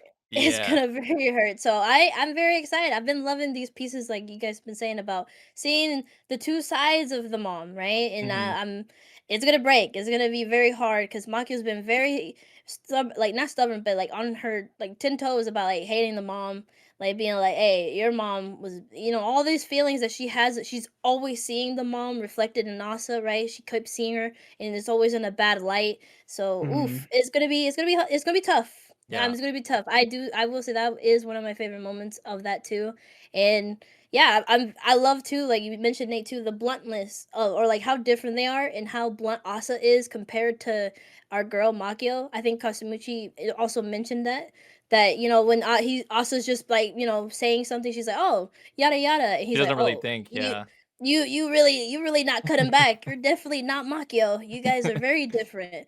So in that aspect too, right? Like Makio keeps a lot of things to herself, and Asa's different. Asa will let you know, and I like that, and I think that's what Makio needs too, is someone that just says how they feel. And also Makio does too, though. She's pretty bold and open about things. I like how she always reassures Asa that I want you to be happy. I want you to live a good life. I don't understand you. I won't be the perfect parent for you, but or legal guardian, right? She doesn't even call Yeah, herself like legal a guardian. mother, She doesn't call right? herself a parent. No, she's the legal guardian. So that those stuff is really nice. I think that's why I've really appreciated the series, is that every scene feels like we get to absorb all these feelings of these two characters and their loneliness and like in any emotion they go through. So Yeah. definitely always a highlight with this series. Very I've really so excited for more. very good stuff. And the side cast I feel like is really good too. Like Yeah. Daigo, even Kasamachi, I feel like they've Yeah. been like, even though we haven't realistically had too much with them, I feel like I don't know, I do like even like the girls getting together at the like in this Yeah, that was episode, sweet. like yeah, like and Kasamachi and Asa and just their interactions, like I'm really coming to love a lot of the side cast as well. So Yeah. great stuff. Once Mhm. again for Journal with the Witch, definitely been one of my favorites of the season. Mhm. But now we can move on to Gnosia, which was I don't know. This was giving me like that feeling I had when I watched like Steins Gate. Honestly, like this episode Tell me. in particular, Yeah. yeah. Like this was probably one of, if not the best episode of Gnosia, in my opinion, Yeah. so far. It may be recency bias. I don't know, because I did just watch it like maybe an hour or two ago. But I mean, man, this episode is like I feel like a game changer just for like the series as a whole, and I feel like puts a lot of things like this is one where I was talking about Fire Force earlier with what they revealed and rewatching the series. I feel like after something like this, like if there ever was a time rewatch for this series, like I feel like a lot of things that you see, or a lot of things that would happen you would maybe like see in a different light, or you'd be like, wow, like because yeah, this was like a bombshell, this reveal with this episode with Yuri, and as they Yeah. put it, the bug. So The bug. yeah, the bug. So what did you think about this episode? We've been waiting for the truth, and we got it. At We've been first, they made waiting it for seem it, like and it we was gonna got be like it. a sunshine, rainbows, like a slice of life Gnosia episode, right? With the whole crew chilling Yeah. out. There's no Gnosia. We don't have to There's no worry, right? Like Gnosia. this is great. Oh boy, And were we wrong? we get I want to say Kishirika, but that's the wrong series. We get Kukurishka or whatever Mhm. telling us that the world's about to end. And I was talking with my co-host. I was talking with Nate earlier. I was like, it makes sense that she knows, because she is the data version of somebody put into the doll, right? And that's why she's a serial killer sometimes, right? Because they explained it earlier that something happens, and occasionally the maman gets put into the Kukurishka doll, And that's why sometimes she's this freaking psychopath serial killer. So if there's something to do with the whole digitizing thing, and she would know the same way the priestess would know.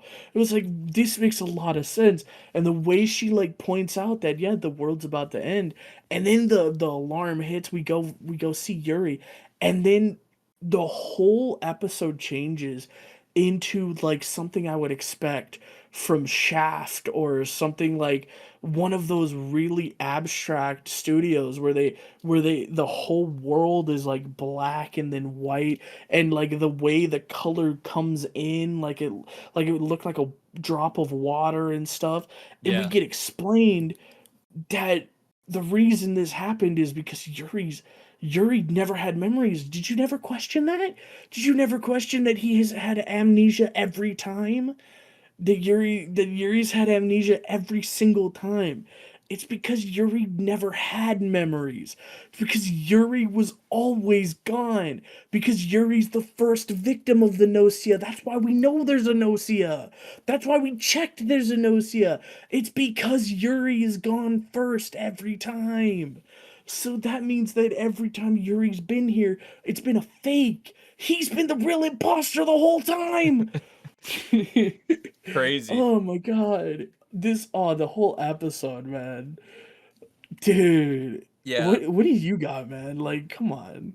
I mean, yeah, like just the reveal, and like with the real Yuri, and just how like Bug, I guess we call him Bug Yuri now, like The exists, and bug. just like the realization and the other characters kind of, it felt like, I think someone actually said this. I was reading on Reddit, or one of the forums after I watched the episode, but they were saying it reminded them of Evangelion, like the happy birthday shit with Shinji, and how each of the Yeah. it was going to like each of the characters, and they're at like these different angles, and they're like, it's all white background, and I get that. I mean, that's actually pretty accurate. It did kind of give off Yeah. that vibe, but just like the existential crisis that Yuri, like, it makes sense after this reveal, and I mean, yeah, this is like, it was mind-blowing, to say the least, how they visualized it, how they presented it. I feel like it was spot on. And this is something we've been waiting to get, with what the Shrine Maiden girl like had revealed, like once you get through this loop, the truth would be revealed. And yeah, it did not disappoint, for sure. So like just the reveal with Yuri being like a bug, and as the episode was going on, I kind of like could tell, I was like, oh, there's like, I was saying Yeah. like there's a glitch, or this is like, Yeah, he kept yeah, saying glitch. He said this is a simulation and you guys are all in a game, and he's yeah, just a glitch, and he's a glitch. And yeah, so we were talking like the whole it's game time, breaking. and It's just like, I was just like, I don't know, because I play a lot of like games where there's like, well, I'm sure we've all played games where there's like bugs or there's glitches, and like you can't yeah. play the game the way you want to play because there's things out of your control that are happening. So like that's where my mind was going, like as the episode was going along. But yeah, just like, so I guess like what the bug Yuri doesn't exist if the like, because the real Yuri has to be eliminated, right? So like that's how like the bug Yuri exists. Like, because now my mind goes to like, okay, like uh 'cause it has to be, the real Yuri has to be eliminated by the Gnosia, right? I believe is what Right. is what they, because like in my head now I 'Cause it start gets thinking, digitized, right? yeah, in my mind I'm thinking like, okay, in other world, because there's all these world lines. What if And there's a, some of them he's a Gnosia, right? So yeah, how does that or make yeah, sense? or Like, what if Kukurishka or whatever kills him? mm, Like, I see that's where my mind starts like going and questioning about like, this situation with Yuri and all that. But yeah, just that, and then even the Nos bit that they brought up, I feel like that was a pretty big deal as well. How I think they intentionally created him, which like this, I guess it's like some kind of a godly like being, or like collective. It's, I don't know. That was another thing that I was like, when they were describing, I'm just like, what the hell is yeah. like, yeah. So that whole And then nose bit too And then the was, fact that the name is Nos, and it's like and it's like this collective, and it's like it was described as like God deciding if like collective unconscious is better than like these individual parts. So does that mean that like the Gnosia, and the reason that there are Gnosia is because Gnos is having people digitized to join the Gnosia hive mind to get more powerful? Like, is that what's going on? Like all sorts of things are going on in my head. Like, what is this? This episode just opened a lot of doors, added so Oh many yeah, questions. It yeah, answered questions and then fucking made the pile 10 times bigger. Like, yeah. it It was, was a oh great man. episode, just like how they handled the like. I mean, just the reveal itself, but then also how they just handled it, how they presented it, like visually. Like Grem Oh mentioned, yeah. like it was actually fantastic. Like, I mean, like I said, this is probably one of, if not the best episode of this series that we've had to this point. So like this is definitely like a game changer for this series. And just on rewatch, I feel like I said, a lot of things are gonna be, you'll look at things in a different way potentially, and just where we go from here. Because yeah, it does raise more questions. Like yeah, maybe it answers Where do some we go from things, but like here? I feel like a lot of things now are gonna be like, are still more characters. Like, does the Shrine Maiden girl still have more than she leads on? You know, like is there still more? Right? I was saying maybe I know you did describe that bit with Kukurushka, but that was something while I was like watching the episode. Well, I guess after the fact, or even when it happened, I guess, like, right, like the fact that she knew it was coming. At first, you're just kind of like, okay, what does she mean? But like after everything happens, I went, in my mind, I went back to like, okay, like she knew that, but yeah, I still feel like Why? there's a lot to be revealed with other characters too. Like they still know more Mhm. than they lead on. Like I feel like Shrine Maiden Girl maybe hasn't spilled it all, but who knows? But yeah, the Bug Yuri, the nose bit, yeah, this was a fantastic episode. So I gotta applaud. I mean, just the writing, the staff, just for how they kind of tackled this episode and everything. Like just Yuri's kind of the it was like, it was a mind fuckery for sure. Like I said, this is like very, like, it gave me that feeling of like of Steins Gate for sure. Like how I felt my first time watching that series in certain moments. So, which is a good thing. Definitely a good thing to have that feeling. So, yeah. Anything else you wanted to mention for that one? Just good stuff. Oh, I'm no, it happy was I just watched it good, before the pod. man. I'm happy you pushed me to it. I But I tried really hard to get you to watch it. I'm happy it worked out that way. Uh it was an episode. It yeah, was so good. yeah. Yeah. All right. Next up, we can move on to our romance comedy slice of life bit. And we're going to start off with our honorable mentions. We have The Invisible Man and His Soon-to-Be Wife, episode 4, which, man, that scene on the little trip that they went on to the, like, camping and all that, I think the scene we're all going to mention is the scene with the two of them when they went away on their own, and the kiss, and how Yeah. nice. Yeah, that was very nice. I did enjoy that quite a bit, and just to see everyone So together having a cool. good time. Also, how our girl did help out, kind of with the little case that they had. We did Mm. see another invisible person too, which was kind of cool to see. I must say, our girl was worried. She was trying to play it off like she wasn't, but the others are like, "Oh yeah, you're worried, for sure." Like, but yeah, I did like how she actually did help out in the case. But also we got more background with the what's the dude's name? The the dude in the office. Do y'all remember his Yeah. name? I don't remember his name, bro. Big Yeah, we man. got Big man, little the Daichi. yeah, Yeah. Daichi, yeah. Yeah, Hey man. we did get some more background with Daichi and Kosuke, and how they became like a couple and all that. So that was also nice to In see, high like school, the which The was so yeah, cute. mountains. the mountains. Yeah, I got a kick And out of body that. types inverted. Yeah, they literally did a reverse, which was, I did get a kick out of that for sure. Yeah. So yeah, what It did was y'all very think Uh, real quick about this episode? I thought Daichi looked like our boy from Solo Camping for Two when he was younger. Oh, okay, fair, fair. Yeah. What do you got, Neko? We've been talking for a minute without you. What you got? No, I mean, just like they said, the bench scene was very sweet. That her helping with their case because she could tell that he was, in his voice, he was angry, right? Because Mhm. I mean, of course, that's Right. his own people being, taken advantage of, right? That fucking frog, like Yeah. that's so rude. But also, right, they were able to prove that, of course, right? Just because they're invisible doesn't mean like of course, they still objects that they touch will still be visible and like they can't just like go through anything basically, right? They need to open it like a normal person and all that. So of course, if she did steal something, the case would have been open and you would, all that. So that was very very sweet of our girl cuz of course, she can't stand our man's being, not being himself basically. So I did like that too.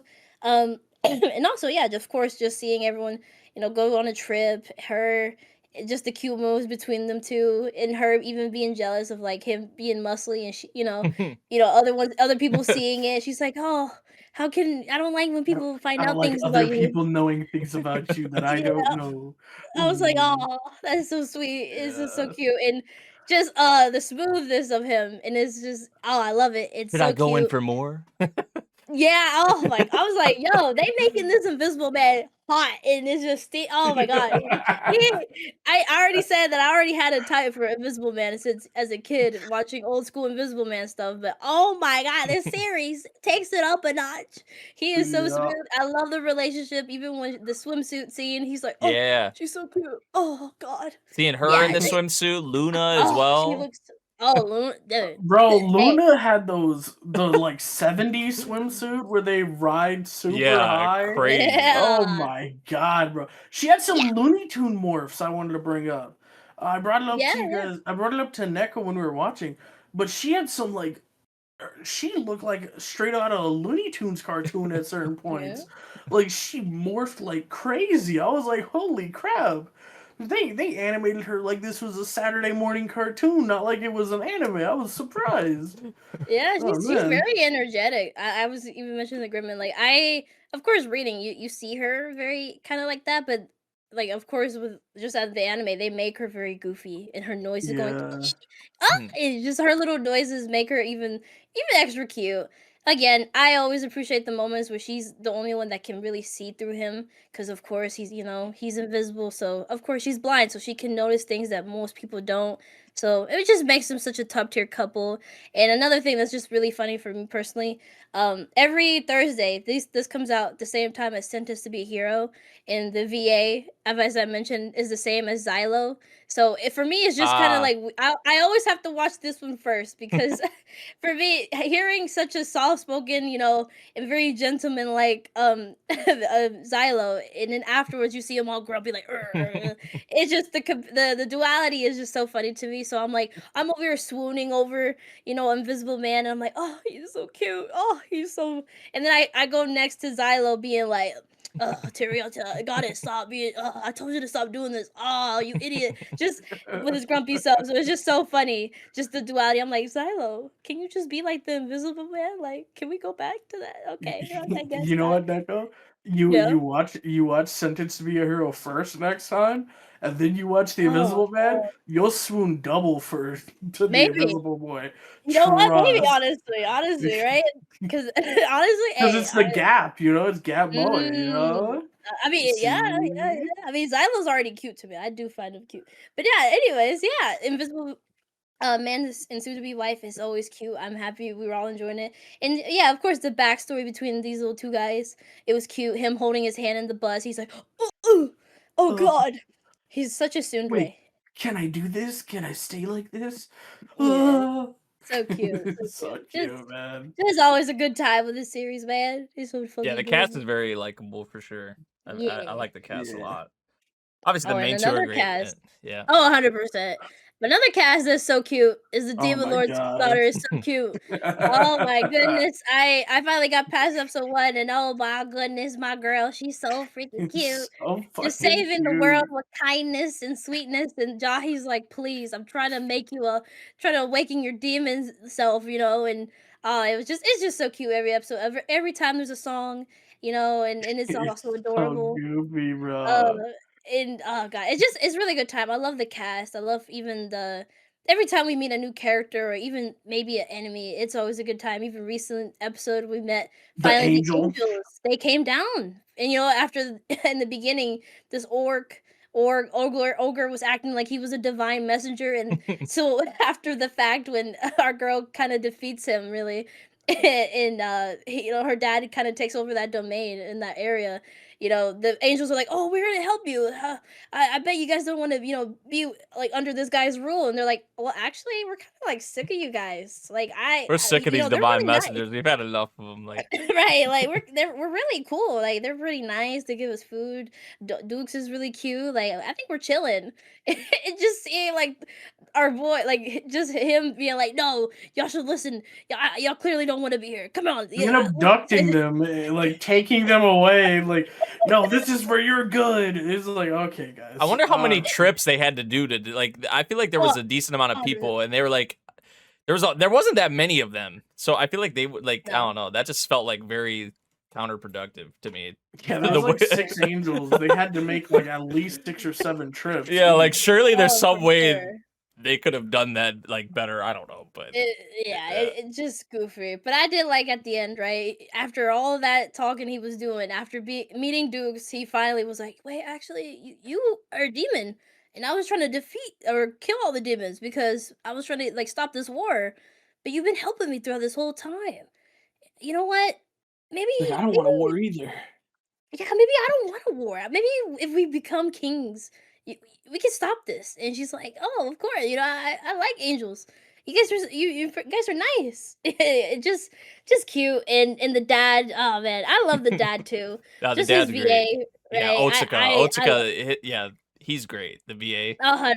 Him doting on her is so adorable. He's like, "Oh, my baby. Oh, you're so cute. Yeah. Oh, and just babies her, so it makes Jahi's work even like harder." Just yeah, it's just a fun cast. I really enjoy like every episode, and yeah, Yeah, I'm very happy. it never No, fails. Like, yeah, it's silly, the songs and whatnot. But I don't know, this series never fails to like put a smile on my face. I always have a good time yeah, with it. Just the like 100%. just how cute obviously like Do is, and then like the I don't know, just how like pure, right? Like just I don't know, the way she Yeah, comes across to like a lot of the even the villains, just no matter who she comes up across, like she just kind of says she takes everything literally. Obviously, she's a kid, right? So yeah, just like the whole thing with the apples and yeah, it's just like in this episode in particular, a lot of really fun scenes in this series, and like Jahi, yeah, like trying her best, and just I don't know, a lot of the scenes it makes for is it's very cute, very entertaining, funny in some parts as well. So yeah, fun yeah. episode. I'm glad you peeped it.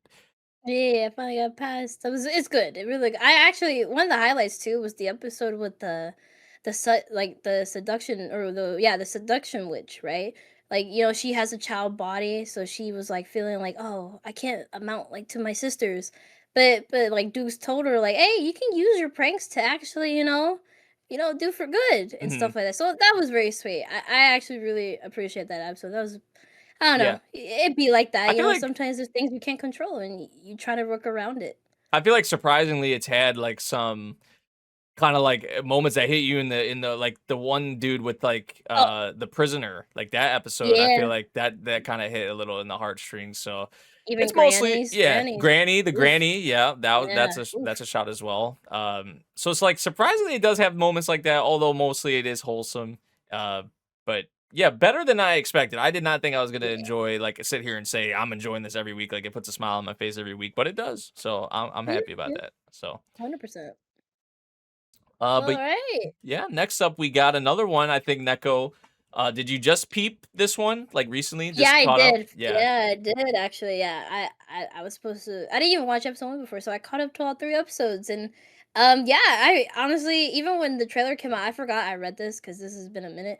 And it looks totally different, but I do like it a lot.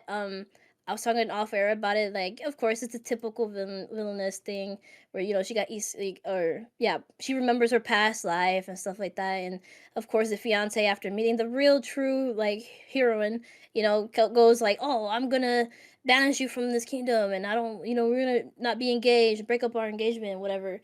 But it was, of course, and then in this one, apparently the sequel protagonist comes to, take her away. So that was surprising. And apparently already been eyeing her for a while. So I don't know, Yeah, just which really we got sweet in stuff. this episode Yeah, and actually, this which his yeah, POV fully, right? you're Like right. I like that too. We got his POV being like, oh, yeah, I've seen her always like in the garden reading and seeing like her basically showing her true self, right? Because he's seen her like always being presentable, right, next to the fiance, the prince, and stuff like that, and just seeing her like actually like having different faces and like enjoying her cookies and books, like that was, it really, like, I don't know, made him determined to that I actually, because right, he's trying to aim to be the best king in his kingdom, right? So he's like, oh wow, seeing her actually like present herself really well, but also have like these downtimes to actually be herself was pretty like admiring, and also very cute for him, right? He found it cute. And I don't know, it was just really sweet seeing having a whole episode dedicated just to seeing his POV. And of course, I like too, like me and Nate were mentioning that the Prince stuff at least didn't get dragged on. He Oh probably yeah, will come back, right? But at least, and like I think the last episode, he finds out like, oh wow, maybe the heroine was lying to me this whole time. Like nothing actually happened with her. Like she wasn't bullying her or anything. And we find out she's actually someone from Japan too, right? She's reincarnated or something like that because she knows too about the storyline and yeah, the all that. story. So Yeah, right? And she's like, "Oh, how come I love these characters? Why don't I get their attention and all that?" she's But been yeah, the locked up prince in that part, room for like the whole series. It feels like. she has, and then she pulls some bullshit at the end. That Yeah. right? Like she's like, "Oh, if once they see the power of the Saintess, they're gonna want me. Everyone's gonna want me and stuff like that." So yeah, she's on some bull. But at least with the prince, we did get a sweet moments of him recognizing that he should have been more grateful to our girl, because that's all she was doing. She was only scolding him and like being hard on him because she wanted him to actually like present himself really well, right? Because that's her duty, is to help him actually be a good prince and stuff like that, and a king one day and all that stuff. So yeah, just him actually like kind of reflecting on that, and even the king telling him like, hey, you can't get her back now, you fucked up. Like, yeah, hey, you now she's going with another kingdom because you're a dumbass. So, and of course they get to me, and he gets to say like, hey, I'm sorry that I treated you this way. And she's like, no, it's okay, I should have talked to you. And even though it really wasn't even on her, but she just took that accountability of being like, hey, I should have talked to you more about yada yada. And yeah, even our boy came in here. He's like, hey, don't touch my fiance. Hey, all right, you He done? parried him. She's mine. Yep, He was like I liked it. parried Get his your freaking. Don't touch her. You can't even lend a finger on her. Get out of here. But I don't know. It's been sweet so far. It's been cute. Yeah, I like the I've little been intimate loving. scene they had, like the Yeah. little like Oh, picnic bit or whatever they had. Like that was a nice scene for sure. yeah. That was very cute. I did right because he was like, "Oh, I get to enjoy your cookies." So yay. I like how you bake your own cookies, and now that she's fully remembered her past, right? She's trying different pastries from like our world. So yeah, it's pretty sweet. It's nothing like anything crazy, but at least Yeah, it's doing things differently, and that's kind of really refreshing so far. And I don't know, I like the two's dynamic really well. yeah. I was ready for honestly like it to spiral down some like dragged out like dramatic like with the kid with who she was engaged to or married to before, like trying to come back and get at her, but they kind of quickly shut that down. So I mean there's still obviously going to be some bullshit with the like heroine or whatever, the girl Yeah. who also knows the story, but we'll see how that turns out. But yeah, this one's been nice so far. Like Neko said, nothing crazy. I did appreciate like getting that POV with Aqua, Mm-hmm. what happened prior and how he still was respectful of the relationship, because he wasn't like trying to Yeah. go after her while she was still with someone Yeah. or anything like that. So yeah, cool to see her on that one as well. Next up we have In the Clear Moonlit Dusk, episode Oh shit. 3, I believe. Yeah, Yeah. Go ahead, Gremlin, man. God. let's hear I about. could not let this not be talked about because I'm looking Yeah. at this while we're doing this and I realized this got left out and this is up there for me. Mm-hmm. We got our boy handling business all Mm, episode. They mm, had such a nice date the whole mm, episode. They went to I'm thinking movies, but that's the other show. No, Yeah, they went out, they shopping. walked around, they went Yeah. shopping, they found these really cool outfits that really Yeah. suited both of them really well. He made himself up, almost look kind of, I don't know why, I'm thinking like Lloyd, the way he slicked back his hair and stuff. Like he really like put that suit on and really rocked it and then took it off, unfortunately. Because Yeah, they he both looked did. really I was nice. They sad. both did. I was really sad because they both got really good outfits that Mhm. they're like, all right, maybe not. It was like, but you guys look so good and you guys look so good together. But no, they had this really good date that the whole time you're like impressed that it was really good the whole time. It was so cute, it was so adorable. And he fucks it up at the end. He really fucks it up at the end. Like he Yeah, drops in the front of ball the as hard as he dad. could, right? I mean, the dad didn't take it as bad as you would think. Most dads would probably take it, but Right. Yeah. but I feel like most parents in that situation would have been like, "Oh It's hell like, no!" ooh, really, man? And I mean, she took it some type of way with, Oh yeah, hey, she which definitely did. Yeah. honestly, she is completely in the right for taking it some kind of type of way, because he just is like, yeah, I like her looks. It's like, really, bro? Like, really? Is that what we're like? Come on, man. Have some tact. Yeah. Like, I do agree. The he date, I did like the date, the tryout, like the outfits, like that stuff was nice. Like, but yeah, he kind of fumbled, man. And also, like, He couldn't explain yeah, it. Right? what do y'all think about like the whole contract and stuff? Like, I oh, feel. that's cute. It's a bit much, but it's Yeah, cute. 'cause I feel like it got broke the instant it went into effect. Yeah. True. Like, Right. I'm just like, what is the point? Like, just rip up the contract already at this point, bro. Like, Honestly. But nah, I was telling these guys when I watched it. Remember, this comes out like literally right Tomorrow. after right we're as done. we Like, record, right right after, after we're yeah. done recording this podcast, this episode came out. Right, I waited until about Wednesday to watch this. And I remember watching it, and these guys can attest. They were in the call with me. I said, "Episode of the week, episode. Yeah. This shit is Yeah. fire." Before it was Episode of the over. week. Before it was Before over. it was over, Yeah, like you said, before it was over, and then it got to the end, and I said, "Oh my god, Yeah. this shit is ass." I was Nate's like, you said it fucked too up." soon. Jinx him. Yeah, Jinx he's like, himself. you jinxed it, bro. Yeah. I was in shambles because it was such a good episode the whole way through, He man. just didn't word it right. Like But yeah, I he get what fucked he up. was He trying did. to say, but he didn't word it right, you know? No, he fucked He up. really dropped the ball, and I'm gonna be honest. I already know Nate's thinking it. We have not talked about this show, okay? So like some of these we have previously, and like so we already like kind of got into it, but this one we haven't. I guarantee you Nate's thinking, "Oh my god, now they're gonna start doing this miscommunication, pussyfooting around bullshit. It's gonna be another will they, won't they shit. They're not gonna progress the relationship. I fucking hate Hey, this. I mean, bro's already Typical romance bullshit." bro's already been pressing her though, kind of like, you know, Yeah, he saying went why at you remember avoiding at, me. exactly at school, right? He's like, "Hey, if I just talk to me, what happened? Talk I to mean, what I me, do?" like, please. Yeah. Like, So hopefully that's not the freaking case, dude. But Hey, but I'm right? That's what you I were mean, thinking? yeah. Can you blame me, bro? But like, Exactly. I don't know. That's just how a lot of these things end up going. But Right. But I feel right Unfortunately. with how she asked him, right? Like, "Hey, is what you're saying love?" And he's like, "I guess we'll see his response about it, like whether he'll clutch up with that answer, right?" That He is what better we're clutch having up to because see. he Yeah. did so good. also, Yeah. also another thing that just hit my mind was What's up? she seemed to get all like flustered and like about what he said about the how I wanted to text you. Like his response, like remember how she was getting all like Yeah. that's the response he gave me.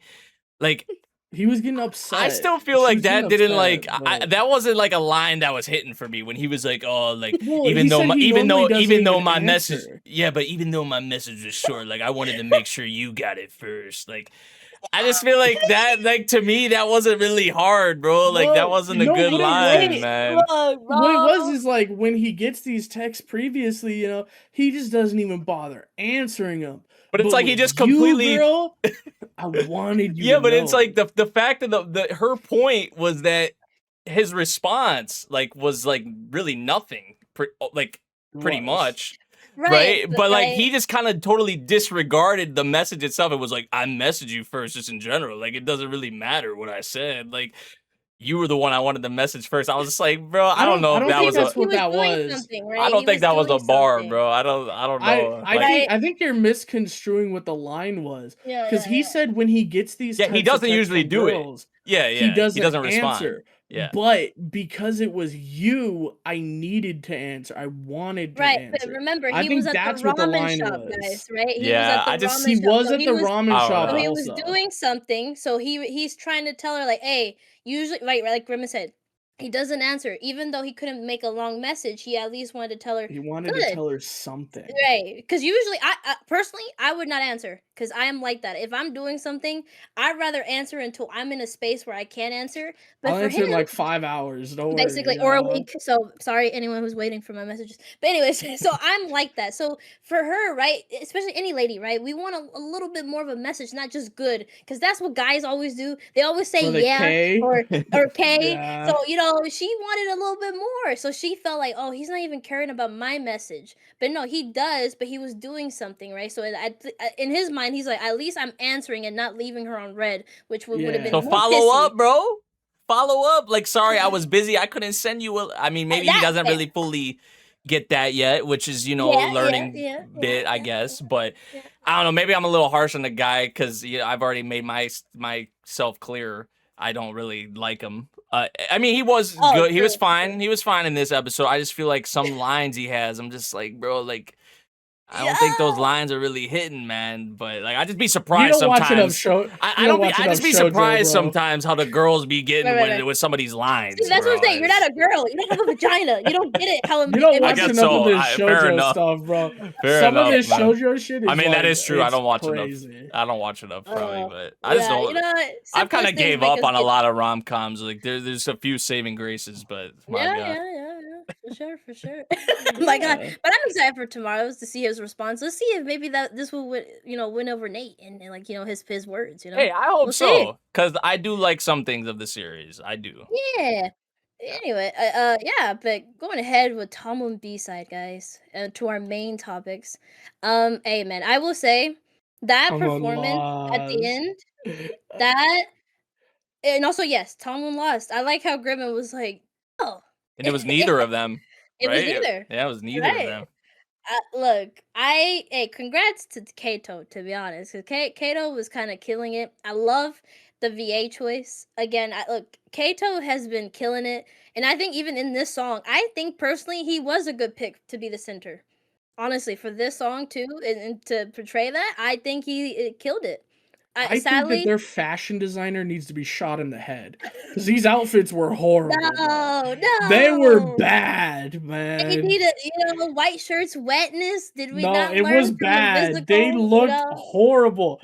Not a single one of those guys on that stage looked good. Okay, not a single one. Bro, They it was all giving me looked like, what was it bad. giving me? I want to say like Backstreet Boys, like in sync, like kind But of vibe. not I don't know. even Like, good. Like was- I don't know. Like when they were all lined Right? up, I was like, oh, this is like some Backstreet Boys. Yeah, like, type it's just shit, that is just how they stylize too over there in Japan, and It or was anywhere. so bad, They man. do this in K-pop too. Like they make their stuff baggy, like all that stuff. It's just classic It stuff. just didn't look good, guys. And Look, if you want the sexy boys, in the white t-shirts like you're saying, make the shirt skin tight, man. Like fucking show these boys off, the bagginess, or at least man. only a little baggy, not fucking they're wearing dresses on their Well, the thing, right? shirts, This is an emotional song, right? So them No, I baggy get and wet, that. it's good, dude. It's But good. they 'Cause weren't who wet. wears a tight? If they were wet, then make the shirt a little bit tighter, Yeah, Just, you know what I mean? okay, look, Like, fair, but look, this is here. This is gonna I'm be just real saying they weren't sexy enough, all right? quick. Look. I just want you to see the cover of their song right here. Let me show you in this chat right here. This is the vision they were going for, buddy. You're All right, like, look at let me that. see Look at what you that. got. See, What do you this is the got? cover of the look at that. Look, don't you see that sexiness, that the feels? It's off the bench. Uh, Yeah. yeah. So This that's is what it optimal. was. But no, like for real though. It's still not Oh, okay. That okay. cover looks good because I don't need to see the rest of their body, alright? Oh Because no. their pants weren't it, bro. Okay, And pants those fair. shirts were too Oh long. no. Okay, The well, shirts were too long. The pants weren't it. Like no. it was just a fashion disaster. Oh, I want them to get in touch with Taite Kubo and Oh get god. him drawing their outfits because this was a oh no. disaster. All I mean, funny right. enough, that this is legit just the style. I'm telling you, like I'm I feel telling you. you, I So hey, understand that, hey but man, give me Taite Kubo drawing these boys, hey, because fair enough, fair we enough, would get some better Man. stylized stuff, is all I'm fair saying, enough, alright? brother. But hey, again, congrats to the actual Oh, performance. also the actual show, right, yeah. Yeah, right. The actual show, talk about the performance. It was killer. It was really nice. I think this is like definitely going to be one of my favorite aspects of this adaptation is that we're actually gonna hear and see like the performances of each song.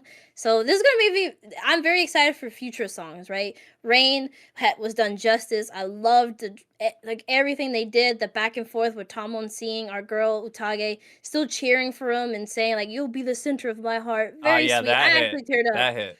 The whole it really hit. I really liked how they did everything, and him crying on stage was so sweet. Like he of course he feels frustrated. He didn't win. He tried, and but still seeing Utage they cheering for him was so sweet. I teared up. I liked it, and I love the song. I've been replaying the song forever. Just today, the full version came out, so I've been replaying it. So yeah, I really love this episode. Really good in that essence of the performance.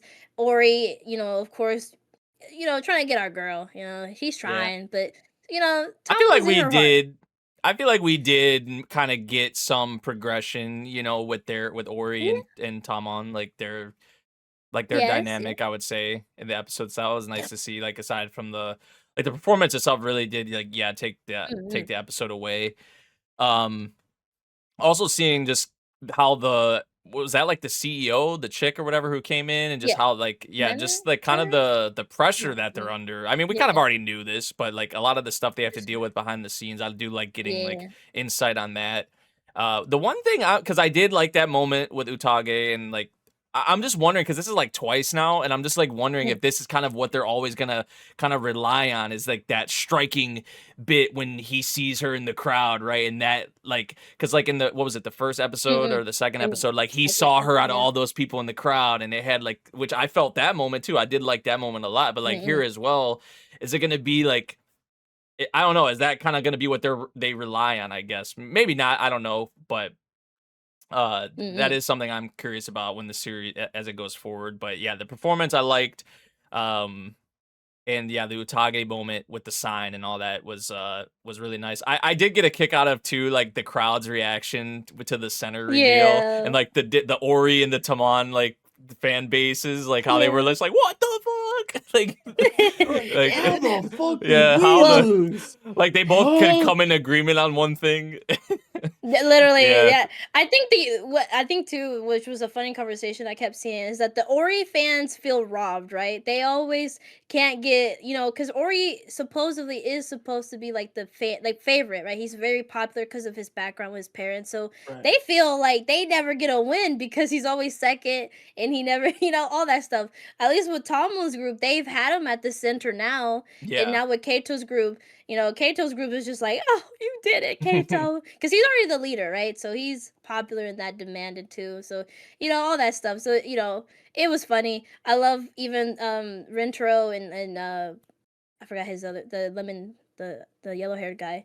I like they were in the background, like kind of like rapping a little bit and they were singing too. I was like, I don't know. The whole song was good. Once you like absorb like the whole performance is so good. I love just them revealing Kato in the center between Tamon and Ori. That was really cool because right they didn't win and he's going past them. Just really good direction there too. Just yeah, I don't know. This episode was good. I seen Tamon just thinking about like, oh no, Ori taking Utage away, right? Because he didn't hear the end of the conversation where she's like, oh, go do your best, Ori, and you know he's just thinking like, oh no, she's actually cheering for him, and maybe even going back to his side if I lose or stuff like that. So I don't know, little moments like that is really cute with Tamon. Just good stuff. And also, right, like Nate mentioned, we saw more of their background, seeing when Tamon first arrived Oh yeah, here, and yeah. like for the Ori auditioning and helped all him of out that, and and Yeah. like all that guided him. stuff. Like Or it they was had like a a good. mentor, you know? Mhm. Yeah, right. Because he was a newbie. He's a newbie to this, and of course, Ori's been in this business for a while.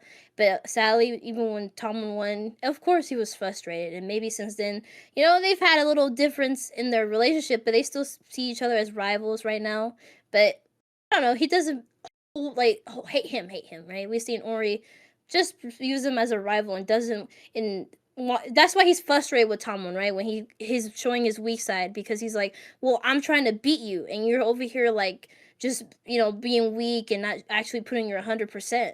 But he doesn't know that Tomlin does, and even in this instance, when Ori got sick, Tomlin felt that frustration too. He's like, no, wait, I actually want you to be at your best too, actually, because I want to beat you at your best. So just little stuff like that. I do agree. I do love the relationship between the two, and even Otage. Every time she just her little stuff is just so funny when she's like turning into an angel every time Tom was around, or she was like turned into a grave when she was seeing those two like playing around in the water.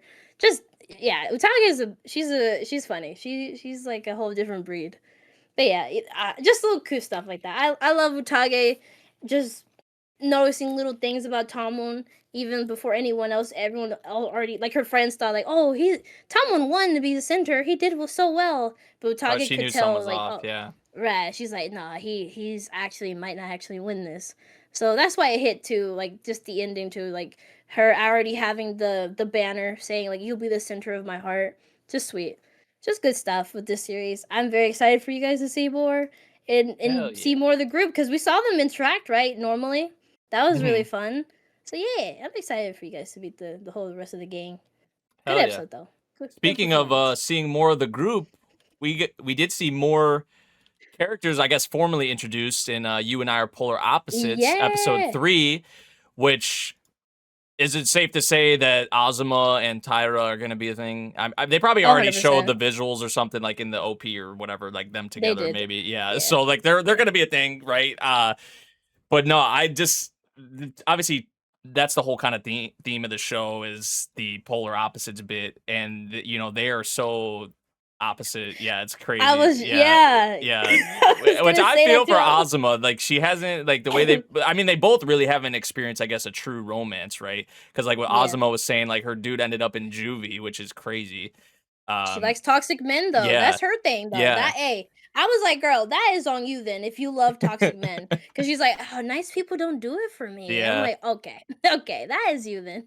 yeah. That is so. But That is like you. Tyro, like just kind of the I guess The cynical glue. guy. Yeah, just the Yeah. way Sad. he like will be in the background and he's just hearing what's going on around him and how he like kind of gives his like commentary on it. It's very like Hachiman-esque, just which I think is really enjoyable. But also like he does have like a sweet spot. Yeah. As we saw in this episode, he did help Tani out. I mean, just seeing like the boys kind of hang out was like Yeah. something I really love to see with this episode. Like like even Suzuki was kind of noticing it, like how he's hanging around them. But also she's jealous. She did say she was jealous as Yeah. well. But just Yeah. to Yeah. kind of see him 'Cause he smiled. socializing and yeah, the smile, yeah, just to see him like socializing with the boys and all that was pretty dope. But I think this cast is kind of starting to come together, which I like to see for sure. And I did like the introductions of Azuma and Tyra for sure. But Yeah. what did y'all feel about them, or what did you feel about this episode? Go ahead, man. God. What do you feel, man? Oh. Man, that Oh. Oh man. All right. Well. no, Hey. I was gonna bring up also the scene Okay. with Tani where he literally had our girl like putty in his hands. That scene was Yeah. something like that when he was like holding her face and yeah, that was So cute. very cute scene. Also like just the things I feel like Tani's starting to kind of think about, like the Yeah. way he like uses his words and just thinking about how others may take certain things. I feel like that was also something I liked a lot with the episode. Um Right, because yeah, he never thought about that, yeah, right? he He's talked never about it. He's like, yeah. right, like he was always alone. He never thought like, oh, I gotta put an extra effort to actually make them understand how I feel. But Mhm. now with Suzuki, right? Because he'll say something, in her head, she'll be like, oh, he doesn't, he might find me annoying, or he doesn't, whatever. But no, he actually wants to be like in the library, right? He wants to be with her. He just was trying to be considerate and be like, well, you don't have to stay this long, go home and relax. But no, he wants to be with her too. So that was sweet that they were able to, at least communicate that and like walk home. So all those little stuff, like you said, and even with like making friends with, like, of course, you mentioned the other boys and stuff like that, and him smiling at the end, right? That's what made Suzuki like jealous. I don't know, really nice. I've been loving the development of Tani and him being like, okay, and also to him feeling like every time she calls something cute, like what does that mean? Mhm. He wants to be called Yeah. cool, right? Because she starts calling things like other things cool, and he's like, but she never says that to me and stuff like that. So just little things like that is so cute. I've been loving the development between the two. Him being jealous and her, of course, just being jealous and animated. Yeah. And of course, the doom and gloom and our girl, very, like you said, very polar. I actually forgot. I thought it was only going to be polar opposites of the MCs. I didn't even think about like the whole cast would be a polar opposite like duo or in couples. Yeah. So see, I thought they were both going to be kind of the same because the opening they kind of like are mellow, like not too mellow, but like stuff like that. So I don't know. I thought they were going to be in the same wavelength. So I like to see like they're so different, and I'm very excited to dive into like how they're going to interact more in the future and stuff like that, and even other couples we'll see. So Yeah. I need to see my bro Yamada, man. I need to. yeah. He's dope. Yeah, I he needs like to him. get he Yeah. needs to get some love. I'm curious who he's gonna. I don't know. Yeah. We gonna have to see. Another fun I don't know. I'm episode though. happy. Oh, go ahead, girl. Yeah, Yeah. good. I'm happy that so I say this a lot. I'm sure I've told you too. I don't know if I've said it on the pod, but talking is really easy. Communicating is hard because you can talk and you can say, "Oh my god, that's so cute," but people don't know what you mean sometimes. And it was Yeah, really cool that they clarified some of those things and the way she got her cute ass smile and she said, well, it means that I think they're adorable, or like that I yeah, think, it's endearing. And she had to think, because like when we say things as human yeah, beings, we have an idea of what it means in our head, but sometimes it's yeah, really hard to articulate exactly what we mean. And yeah. she 100. thought about it, she really thought about it for a second, and then she said endearing, which is a lot, it's a lot better of a word. It's a word that he can like take a lot easier because endearing means so much more than like adorable or cute sounds Yeah, like yeah, super like I don't Kind want to of say basic. demeaning, but yeah, Yeah. it's It's in a kind of like like a it's in some like category, right? And it yeah. feels yeah. kind of childish. But endearing, that's something completely different. And when she's saying adorable, that's what she means.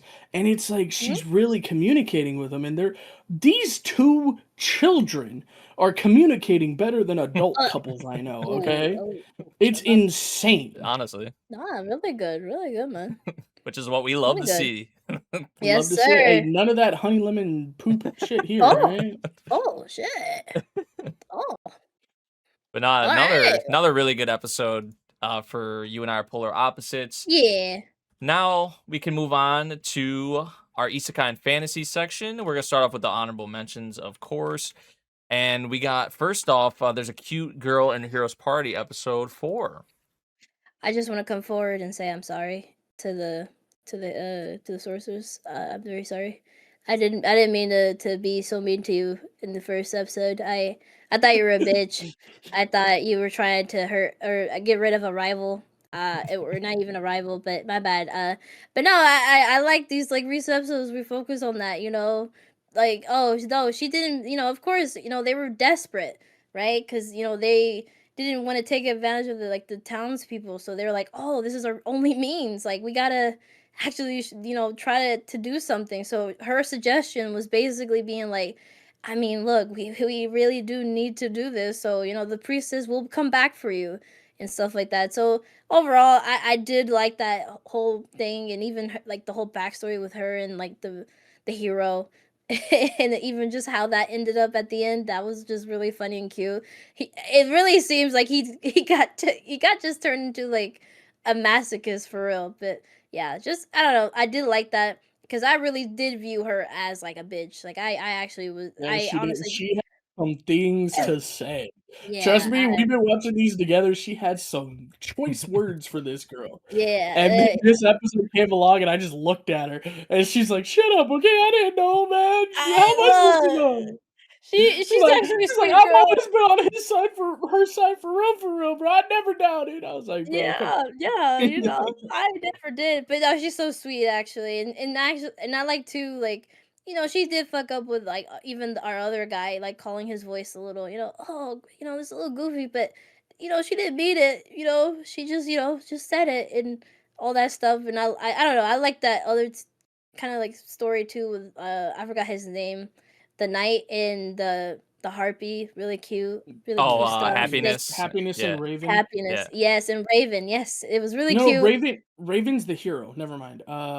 Wait, is Raven there? Happiness No. and yeah, Raven's the hero. Oh. His minions are he's the Duke. swordsman from the hero. It's Duke. It's Duke and Happiness. Dude, there you go. You're Yeah, there you right. go. Okay. Thank So you, yeah, Nate. I Yeah. knew yeah, I W. said it and then I knew I was wrong. I was like, Yeah. wait, no, Oh, Raven's the okay. one with the voice.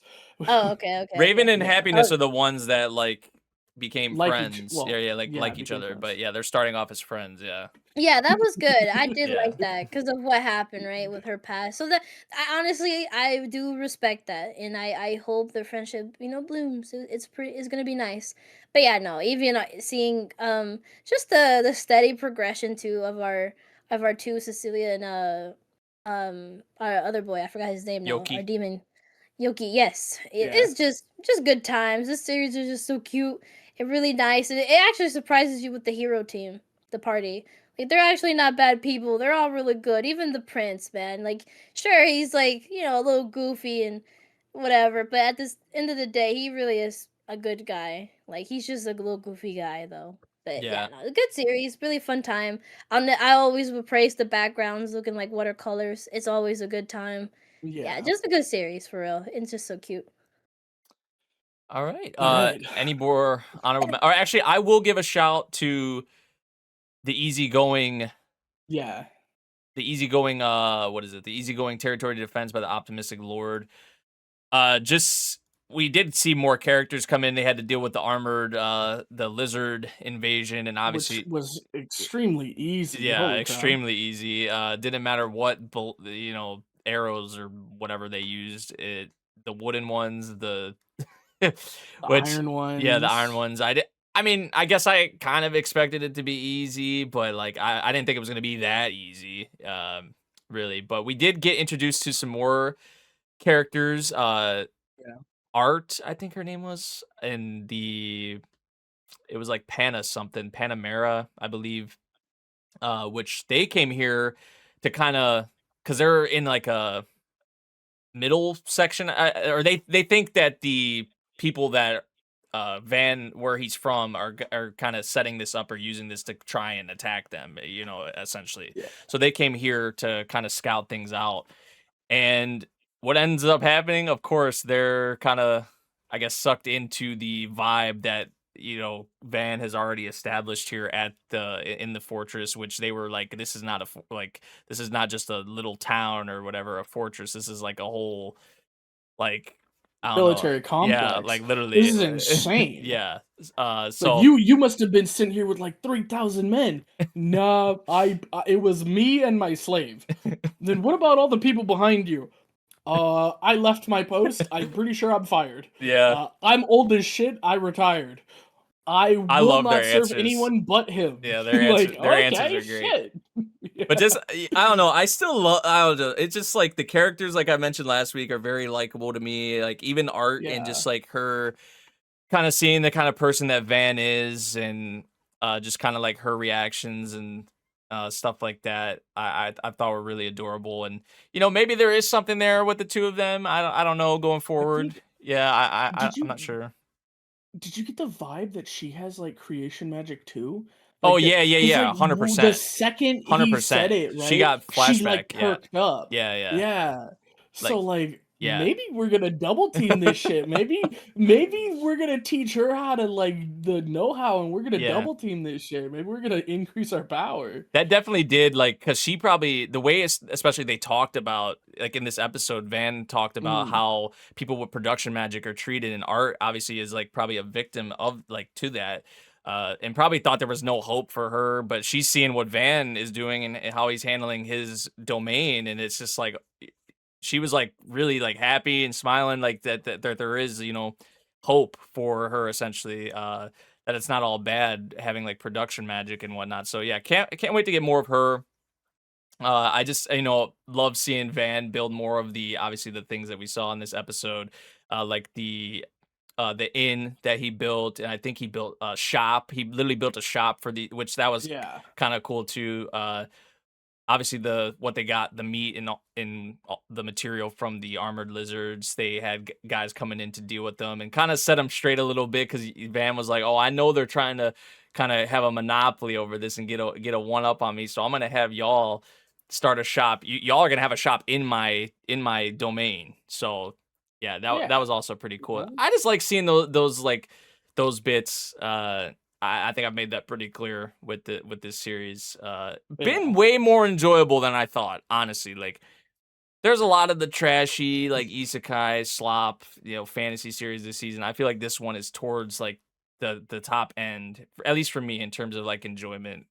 So yeah, we'll see how big though this area becomes, and just like if there's gonna be some like, because this is just armored lizard. Oh, they talked up the armored lizards like they were a big deal, but we dealt with them like they were nothing. But in the future, like how big like is this gonna potentially get? Like is this gonna be a full-fledged on war, like thousands of people, you know, going up against each other? Like I don't know, just like what is the limit? I don't even really think there is a limit for Van, essentially, but like I'm curious, like how far or how big that, you know, they're gonna take this series and on that aspect. So just a little shout for that one. Been enjoyable. I know Grem, you got some other honorable mentions. I'm gonna go fast here because I'm gonna be talking about a lot of trash. Feel free to jump in if y'all want to say something. We're gonna start with Kunan the Sorcerer. He proved himself to his royal tutor, who's gonna end up tutoring him now, which is a lot of fun. So we're gonna see how that's gonna go.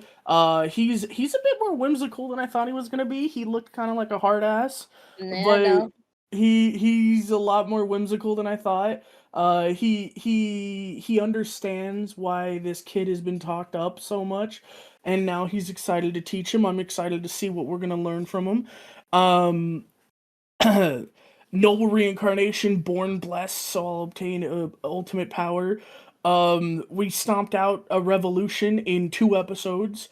We have gotten gear that increases our stats. We're gaining followers. I mean, this is as trashy, this is as generic isekai as you can get, but I'm enjoying the hell out of it. I think we ended on like this pretty big cliffhanger. I don't really remember. This is the beginning of the week shit, man. I don't remember. I'm going in order by the release date, so if like early stuff I don't remember that much, that's why. Adventures Daily Life at 29, by the way. Oh boy, we got this Medusa. That stuff was actually pretty cool with what she did to really the dungeon. cool. Yeah, that was dope. It's but bro, so unfortunate for her though. Yeah, it is. But like, and then the dream, she's not a succubus, she's a dream succubus, you know, like she's part of what freaking Konosuba, like she can show you who knows dreams. what direction they take that. But I don't terrified. know, there's still the looming thing here with like, he asked 2 kids in this episode, or did the kids ask him? I don't know, but they were like, when we get older, could you touch our boobs and butts or whatever? I'm just he said that to them. Would you, like, they said, like, would you date us if we were older or something? Or like somebody asked that. He said, well, I get to touch your ass and titties for free, right? Yeah. It's like, brother. Which he literally said to the Sekihime girl, and she was done after that, which is funny. Yeah. But no, just the fact, like, the girl, you know, I mean, she's just a child or whatever, but like she's getting all jealous, and like it does. I'm still scared. Like that's I'm so terrified, you know, man. yeah. The fact he turned, I mean, it's not even like he turned Sekihime down, barely knows her, fair enough, whatever. But like, I don't know. The fact it feels like that's what's going to be like the, the end game potentially, because I mean the series has already hit on romance like a couple times in the series already. So I mean that was actually a big discussion topic of this episode in particular. So yeah. But yeah, the stuff with the dungeon though, and like the dungeon destroyer bit, like I actually did find pretty cool. I'm not gonna lie, It was with like really Sekihime. interesting. Yeah. So It just sucks that shows like this, and it's because of this one fucking show I watched a long time ago called "If It Was for My Daughter, Yeah. I'd Even Kill the Demon King." Like they know, because I am traumatized by that show, man. That like I'm so terrified because like it's so cute, and it's like, oh my god, that was such a good episode. And then they go, "Can I touch your acid titty?" It's like, bro, come on, what the fuck, Oh, man? he doesn't know about the OG, the soggy drop nightmare. Oh. Yeah, I that's the OG. don't. I'm Oh. happy, bro. You're That's calling it the OG. I'm right afraid. there. Our only like Yes. our last hope, I feel like, with this is like the Veronica girl. Honestly, like, True, but I don't even think truthfully. that's gonna end up panning out. But Yeah. yeah, because that was also a thing in this episode where she was saying like, what was she saying? You always avoid me, or you always turn me You down, always shoot me avoid. down, but You're I the need you only to one that fall in love always with me, turn me and then down. we could be a thing Yeah. or whatever. And it's just like Yeah. maybe she's our saving grace. I don't know, but I think Maybe. it feels like it's going down to the route we don't want it to go. So, which is scary, but That's so terrifying. yeah. Look, Japan, can we not, please? Yeah. That's all I gotta say. Roll over and die. We learn that the church is behind these disfigured spiral creatures, which, by the way, I don't know if you're watching this, Nate, but they're I didn't literally watch the the recent spiral one. creatures, bro. Like the spiral faces, like out of freaking Gurren Lagann, bro. I'm like, okay, shit. We're dealing with spiral and anti-spiral forces. Okay, shit. But no, we learned that the church is behind this. They're the ones that have been doing this, and they've been doing it for a long time. And the fact that the church is doing this means that the kingdom's probably in on it. And that explains why they knew Flam's name, and her name is on it, right? That's why the creatures in their status page said, "This is a punishment for Flam, Apricot," or whatever the fuck her name is. Like, "This is your punishment. We're hunting you down." It was like, holy shit, like, this is like a deep, dark conspiracy thing. Is this gonna be a difference from like the normal hero party bullshit where one of the hero party members or all the hero party members are just assholes, and there's actually this deeper conspiracy theory behind it? Like, I'm like, hey, maybe there's more to this than we thought, you know? Mhm. I don't know. It's interesting. I'm still on it, man. I don't know how you feel about it. You haven't watched it this week, but I haven't watched the most recent episode. yeah, I don't know. I'm interested. Hell mode. Our boy comes clean to his parents and tells them that he was blessed with increased intelligence and might, and basically his blessing was too new, so the blessings didn't update correctly. So basically he told them the truth but lied. He didn't tell them he was reincarnated. He told them the truth but not the whole truth. And they're like, "Oh shit, no wonder you're such a badass." He starts hunting these alberodons, what, the birds, and he levels up for the first time, which is this euphoric experience. If you guys played MMOs, you know that you get that burst of euphoria when you hit that level up. You're like, yes. Like, you know, and he hit that for the first time in 6 years. He's like, yes. He started hunting them en masse, and then they got basically told that, hey, you're gonna have to incorporate the commoners or you're gonna increase production. So our boy said, "Let me handle it. I know how to make useless people useful." He's like, I'm used to playing garbage games. I know how to deal with the fucking useless people. Don't worry. So, hey, we're gonna see what's gonna go on next episode. I'm kind of excited, not gonna lie. Reincarnated as a dragon hatchling. I'm gonna be real, man. He is almost leveled up again. He fought a turtle pot thing. He's fighting these clay things. He's leveling up as he knows how. He's gotten a couple new skills. He's cooking better. He upgraded his evil side title and his itty bitty hero title. So he's doing good and bad. He met, and I'm gonna be honest, I don't like when at the end of the episode it just tells you the name of the next episode, because the name of the next episode is, hey, this poison chick might be waifu material. And I'm like, huh? What the hell? Yeah. So apparently he's gonna get wifed up next episode. So I'm waiting to see that, But no, it was a pretty good episode overall. I think that is all I have. All right. Besides our main topics. Yeah, we got our main topics now, and we're first moving on to Sentenced to be a Hero episode 4, which Yeah. I like this episode a lot because of the fact we got, some lore on the goddesses and how there's obviously a lot more goddesses. We got some examples of some of these goddesses. There's one that can see the future. There's one that could summon people from like other worlds. I think Tiorita, although how she's came across so far, you would think she's probably in the higher ranks, but at least from how I think it was described in this, she's like towards the bottom. I still don't really think that's accurate or true, but they basically said that she's useless and they were like okay killing her on purpose. Yeah. Like is what they said. They wanted to dissect her, right? Yeah, because apparently it wasn't added, but there's already a goddess that can do what she does and even more. So she's only doing half of what the other goddess can do. So that's what she's deemed useless, because she's like, oh, I mean, there's already another goddess that can do both summon weapons plus another thing. So yeah, like I would say honestly, you having two goddesses that can do that, even though the other one can do more, still useful, but I guess I can kind of get it. So that's why they're like, oh, there's already a goddess doing that, then we can use her as a dissector, because there's no loss basically. So I think that's why she's deemed that useless. Yeah, like also I think they take like they maybe like take it kind of literally, like, oh, she can just summon swords. But like the way we've seen her use them and the way Xylo has used them, I feel like that kind of gives her a boost. Like but yeah, seeing some of the other like goddesses and having them like described, and even like I guess like the origins of them, and even how they like the whole process of how they get like put back to rest, and then when the Demon King or whatever, the blight arises, like that's when they come back out again.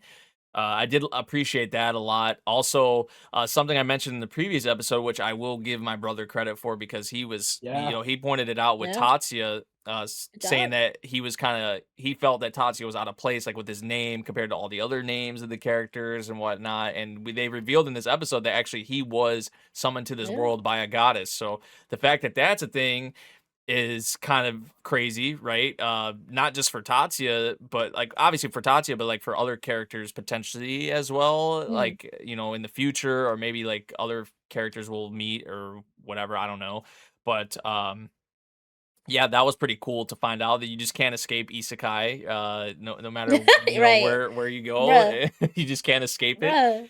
But yeah, I did like seeing kind of some downtime, I guess you would say, with Xylo, with Tiorita, Kivia.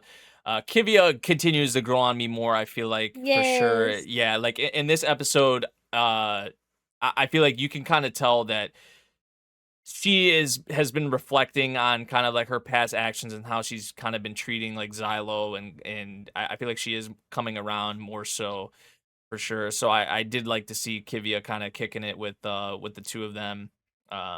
Also finding out that Xylo likes to read was kind of interesting to me. I didn't really take him as one, honestly. Like for me, I was like, when I saw that, I was like, I'm kind of actually surprised by that he does nothing too crazy. But oh my god, wait, oh, you know what I just realized?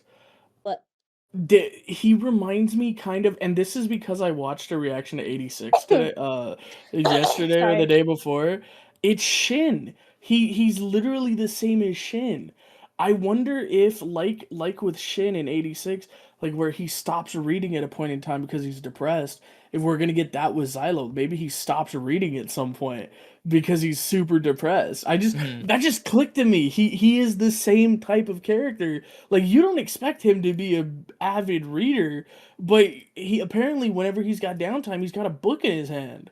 Yeah. I think a lot of I people mean, like, do people Yeah. have like been recommending like, oh, like if you like 86, you'd like this, and vice versa. Like, so I mean that is fair. And I feel like there are similarities for sure. I mean, like he mentioned, right? If he didn't do this, he would have been a poet. Like he would have been writing his own stuff. Which is So fucking yeah, insane, by the yeah, way. he likes it. So I honestly I really did like that too. I haven't personally been loving the Kivya stuff. I've already mentioned time and time again how the first episode I really liked just her design. So I was kind of like hoping we see more of her and see more of her change. So these current episodes have been nice, and even learning that that's why she sent her like men out there, because they were trying to atone for what they were going, like, they already knew that was going to happen to the goddess and stuff like that. So it makes sense why all her decisions have been this way. So it just shows again, like we've been already seeing little by little, how human she really is, and not as like again corrupted as the rest of the military and the government and all that. And also it's just her loving sweets, right? She Yeah. likes the ice. She knows about the ice cream. She knows about the naming. They're trying to name it. Apparently, She's a big fan of the this merch. yeah, the Yeah. merch. She's like, oh, they're trying to come up with a name. Apparently, she has submitted some names, ideas.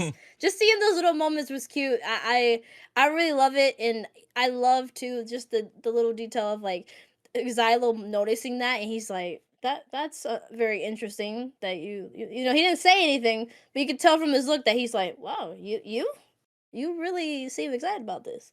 And just that those little moments, I've been shipping them, so I love these moments. They're really cute, and I love how Tiorita even got something for her, even though she was like, no, I'm just trying to, Save, try to get yeah. on the, just trying to be a, and I like that she got her something. Apparently Xylo told her to get it for her in the light novel, so Oh. actually seeing Tiorita actually like, do it out of her own volition was cute. I really like that. Very sweet moment. I liked it too. Just the downtime, Xylo and her just talking about like, hey, just the true nature of everything that was going on, why they want to dissect Yeah, our kind of all goddess, and just clicked. Yeah. and also it just seems like too there's a lot of shady stuff behind the scenes. Yeah. I They mean, definitely know things, and as we saw or learn later, right? Like yeah. there's actually demons in everywhere, like hiding within them. So that is good. It's gonna be very interesting. And of course the Tatsuya stuff was really fun. I also really liked too seeing Dota back. I like Dota. So Mhm. seeing Dota back just I really thought Dota was gonna be like this, like, I don't know how to say it, like this um naive Innocent. guy. Yeah, there we go, innocent, but he's actually like a sleaze bag. Like he is over here He's smoking, such a- drinking. I'm like, yo, you do not have the face of this kind of guy. Like he's like, I'm trying to get some woman. He's like, oh, I wish we could go out and get some ladies. I'm gonna Yeah. be honest, guys. I'm surprised you haven't touched on the most important part of this episode. In my Venetim? Oh, I mean, because Venetim? we're not. Yeah, we're Yeah, not. Yeah, we're Venetim. not. We're Oh. going in a. That's what I'm saying. I'm we're going in a just little. saying, man. I'm trying Like, to touch it because that's a big deal, dude. Him that's actually the writing the truth. biggest deal. That him writing the actually- truth isn't. That's You know crazy. too much. That is crazy. Him trying to con and send this fake ass bullshit message out there that turns out to be exactly the truth. And he's like, but I didn't know that. It's like, but you know too much now. It's like, oh fuck, no. Oh, which is so intriguing. That means that the reason Xylo was set up is because the demon lords have infiltrated the church. They knew he's right. They're trying to shut him up. Yeah, Because he was not wrong. That's No. probably why Xylo got sent on this mission that would have made his goddess turn into a demon lord. It was all to increase their power base. Yeah. Like, holy Yeah. shit, Xylo's got reason to be mad, man. Yeah. He knew. But right, Oh, brother. it's fucked up. It's really fucked Yeah, up. even the just mission how they're they on did right it. now. Like, Yeah. Which But that's what Venetim Venetim did die, kind right? of, yeah, he did kind of make it Yeah. a little better, I guess you would say, like the conditions, because the conditions, I mean, just Right. in general, regardless, are just like shitty, like what the fuck. But I feel Yeah. like, yeah, the conditions were just like, it was like, what the hell? But just the fact that, like, to stay there to defend it until you die. So, like, it could be who knows how long, years on end, years and years go by, and you have to stay there until you die, which is just like an insane ask. Well, I think the point It- is, and we've For heard him to about it, die. right? yeah. Yeah, to kill him. Is Yeah, they want Xylo and Venetin to die yeah, because they know too much. they know. Yeah, They want exactly, so they want their memories to get fucked it's with. They definitely want their sense intentional. of self. Yeah. Yeah. Which Yep, is, yep. oh my god, I'm so interested. How are they going to get out of this? Because there's no way our boys are dying, right? So they're going to get out of this, but how? Yeah, I mean, they just got to kill all the demon blights, right? That was the whole thing. That, Like, but then they they'd still have have to stay protect the there, no, right? they culture. have to stay there until they die. Their orders are, you are going to stay here until you die. There is no ifs, ands, or buts. It is stay here till you die. If Yeah, you but leave, protecting it, we right? will Because there's blow your blights head off. coming. Yeah, there No, is blights coming. right, I understand But that. even if they But beat they're- them, they have to stay there still until more Exactly. come. So, like, some time could Those pass are and there could their be none, Yeah, but they yeah. still got to stay Yeah. there, which is Yeah, crazy. yeah. But also, there, like, what was the condition that Venetim? Because at first it was like, if any of It's- you leave, but I think it was All of like, them have you to will leave. die. If all of any them have you to leave, leave. all of you will die. Yeah, And he changed it to, if all of us leave, yeah, at the then same all of us time. Yeah. die. Yeah, Because I Yeah. mean, clearly, right? And there's not gonna. All of them aren't gonna just stay. Like, there's gonna be one Right. that's gonna be selfish and leave. Dota, basically. Dota would actually be the one leaving. This I don't bitch think ass. it's Dota. I Or think it's gonna be Kivia. Venetin. or I no, think it's no, gonna not be Kivia. Venetin. No, Kivia's not even in the. What am I saying? No, no, Yeah, no. I don't think anyone. Maybe you're thinking Cosmo? Tuve or whatever his name is? No, Trav is too much of a justice. He's right. That's his Cosmo. thing. He That's is. the Yeah, VA, Bro, right? tell me Yeah, tell me yeah. what else you're gonna call him, bro. Dude, the quality is like it's crazy. He's like, nah, you cheating. I'm cutting your fingers off or your whole arm off. Or Your yeah, your hand, hand, bro. your Give me that hand, yeah, your shit. hand. He's like, you cheating us, bitch. I liked this introduction. His introduction was really cool. His name's I Trav. love Yeah, Trav. Cosmo, bro. Yeah, he was fun. I liked his introduction. I overall like yeah, I don't know. The Venetum stuff was so funny. He was like, "Oh yeah, you wrote a little too much of the truth now." He's like, "Wait, what?" But I But just I wrote didn't shit know that. down. I just wrote I was they needed me to write shit down, you know, and it was just Stop. it sucks. But I'm thinking too. I think that guy maybe might be a demon himself. Whatever that guy is. I don't Well, even know remember his name. he's either a demon or under the demon's control, 100%. Something, right? So it's like I don't think that's a question. I think that's just fact. right. So it's like I don't know. I'm very excited to see like how they tackle this because and also our boy Norgal, he got his pirate little leg, right? That was cute. I Yeah. was like, oh, you back, buddy? Yay! But yeah, nah. Overall, this series has been really fun. I've been having fun looking into the cut content they've been having because it apparently they had a lot of they don't add a lot of details from the world. They really characterize the characters really well, but there's a lot of mini details that they just don't add. I'm guessing they'll add like a little bit later on, but it's been really fun. I've been having a good old time with the series just in general, and I love the characters. Again, I love Xylo. Xylo is a really good protagonist. Tio Rita is cute. I really like her too, but I don't know. I like the other cast too around them. Just even besides our main duo. Oh, yeah. Really good cast. Really good cast. Good time. But all right. But yeah. Next We're up, gonna go into Champignon Witch, baby. And the feels trip in this one, dude. I teared up, man. It was very sad to see the cat witch full backstory with our girl and how she died. That was very sad. Very, very How sad. she died, and how she died being a hero because that's what the Champignon witch saw her as. Yeah. She did it because she wanted to be what she saw her as, which is just Yeah. it's so heartbreaking. And the scene with the cat and the rat crying, and oh my Her god, and kindness how it mushroom. Yeah. destroys Luna there.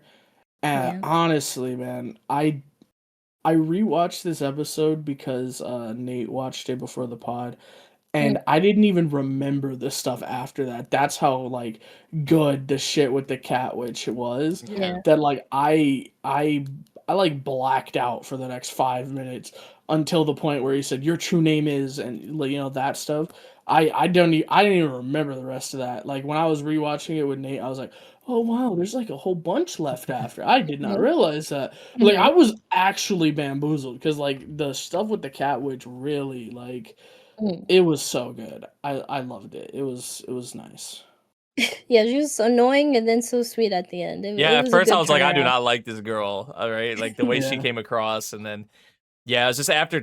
I feel like a lot of it just rubbed off on her, like just how Luna and just like you know how she was as or how she is as a person, and it's kind of rubbed off on her, and just you know they kind of made themselves at home. I did like their little jabs they would kind of have towards the cat witch, you know, behind her back and stuff like that. Yeah, they're like, "Girl, you are not like Yeah, this. What shut what are you on about?" yeah. She's like, "Shut up." I did just like seeing this like the effect that you know Luna had on her just as time went on, and yeah it did definitely hit at the heartstrings, like the end of you know, to see what happened to her, and just obviously the reaction of Luna, but then seeing all the cats looking up, and just yeah, like because I love cats. I think we all love cats, and just seeing like you Right. know seeing some stuff like that, like you're just like oh like you know, Oh, so yeah. yeah, it definitely hit. That was definitely the thing that kind of I guess there was other stuff in the episode, but that was like kind of what took it all away for sure. Like Yeah, for sure. the stuff with well we know his real name now. Was it Lizel or something like that? Reason, yeah. Yeah, He's finally awake finally. yeah, Golly. yeah. So that was Hey, you're finally awake. section at the end of the episode, but yeah, really the story of the cat witch here was really nice. I did enjoy it for sure to see the time they spent Yeah. together and what kind of connection was there, and I feel like it does kind of you look back at the meeting and just that how the cat witch came in clutch really in Yeah. that situation with Luna and how big that was. You know, there's even a lot more there to it. So yeah, I No, for enjoyed it a sure. lot. I It think was I'm so sorry. I you think good, you good. it occurred to me it's almost like Luna cured some of the poison in the cat witch's personality. It's 100%, almost yeah, like yeah. she took some of the venom away. Hmm. Yeah, yep, yep. Yeah. I mean, I She's remember doing that's her why job she as a poison witch. yeah, yeah, that's what she felt like all this warmness every time, right? She was like, "Oh, oh, she views me this way. Oh, I like this feeling." Yeah, just cute stuff. I did love to just there was just a little comedy moment. I love that, you know, there's a cat world, right? And she was like, "One day I want to get Oh, there." And the grandpa, like one of the cats, remember one of the she's so older cats said, loud. "She's so fucking loud. Don't bring her in here." And then she finally got to Which meet her is at so the end. sad. Well, did she, or was that just something they said to make Luna feel better? No, I think they mean I think so, 'cause there was cats I behind her, really like, don't cat know. souls behind her, and then she went into the light, right? So, I think they guided her per se there. Yeah. They said you could either go there, you know, if you have your magic power like, magic high or when you die. So, yeah, I don't know. I think they were saying the truth. I think so. I I hope mean, it so. could be both ways, right? I mean, I think she deserves it after everything, because she Right. was willing to she really went in there to die saving the cats and the other black witches, so I think she deserves it. But I no, do too. it was nice seeing him the boy awake, dude, and finding out what I mean, at least a little bit of, like, how he got to be in the river Hmm. about this lady, someone who kind of wanted him to die Yeah, because something, right? So, that was interesting. yeah. Yeah. And then about Good his name. good episode. Uh, Yeah, for Now we're sure. gonna move on to our last bit. We have Frieren season 2 episode 3, which I feel like for me this was just you know what Frieren just as a series excels at the most, like the you know the slow chill Oh, yeah. times. I feel like this was just one of those episodes, right? Like with the hot springs and them finding which they were Frieren was warning them, right, that it was like y'all are gonna be disappointed pretty much essentially, and Mm, mm, mm. I feel like I love that she made, and maybe I'm looking too far into this, but she Mm. looked at Stark, and Stark is like, "Come on," and he's like, "But you know," and he's like, "I know." It's like, "But still, you still want to go? It's not worth it." And he's like, "Hell yeah!" Yeah, Like, yeah. I love. Maybe I'm looking too much into that, but it felt like Frieren knew he knew, and No, he yeah, knew that. Like, he's like, "Fuck it, let's go!" Like, come on. And the reason why is sweet. It's like so we could all enjoy it together. Cause yeah, he is the only guy on their team. If they went to a real hot springs, which they eventually do, he can't enjoy it with them. He yeah, has to be 100%, on the other side of the Separated, yeah. partition, you know? 100%. So like nah, it was so sweet. And then the view, Neko tweeted Mhm. out the fucking picture. Oh, Uh eh, check out Neko's Twitter. She eh. tweeted out the picture like how it's like, oh, it's beautiful then and even now. Yeah, Shut your ass up, yeah, the bro. Yeah, the parallel look with at the your old tweets, believe it party, or not. the parallel with the old party, I did love that. Yeah. Obviously seeing that the little bits with Stark and Eisen and stuff like that, I did, and just like the dialogue there from Eisen and just how he appreciated that moment and how obviously Mm, now in the present we see. I did really love that. yeah. Also more Fern and Stark, Yeah. which Yeah. we've made that clear. I'm sure a lot of Yeah. us are in the same boat. If you're watching this, like we're all rooting for the Fern and Stark. We want as much Yay. as that as we can get, which we're gonna have to wait till next episode. Oh, dude, you guys, Yeah. again, he So watched this right before the pod. yeah, It was the funniest shit because halfway through the episode, I'm Thank like, we he you. still got asks for the time. We still date, got time, man. and he's like, I swear to fucking God, if they end this episode and we don't see the date, I'm like, oh, that's unfortunate. He's Yeah. like, no, Mm-mm-mm. we got time. We got 10 minutes. There ain't no Literally. way we ain't gonna see it. And then he watches the episode. He's like, fuck. It was so funny to be in that call while he was watching it. But he was happy Yeah. because he was like, "Oh, he's scouting it out. Yeah. He's Yeah, scouting it out. yeah. Nice, nice, Got nice." nice to scout it out, not to just kind of go. I mean, sometimes that ends up being, it ends up working out, just kind of Mhm. spontaneous. But to kind of scope it out and plan it out is nice and all. Also, just some nice moments, obviously with Frieren and Stark, and some nice dialogue there. We Yeah. also got to see pouting Frieren, crying baby That Frieren, was which crazy. Oh, Apparently, it's God. apparently anime original. anime original, Yeah. it was one panel in the manga, apparently Insane. one panel, and this is like a couple or an episode ago with the fight with the Yeah, yeah. the demon or whatever it was, the sword demon.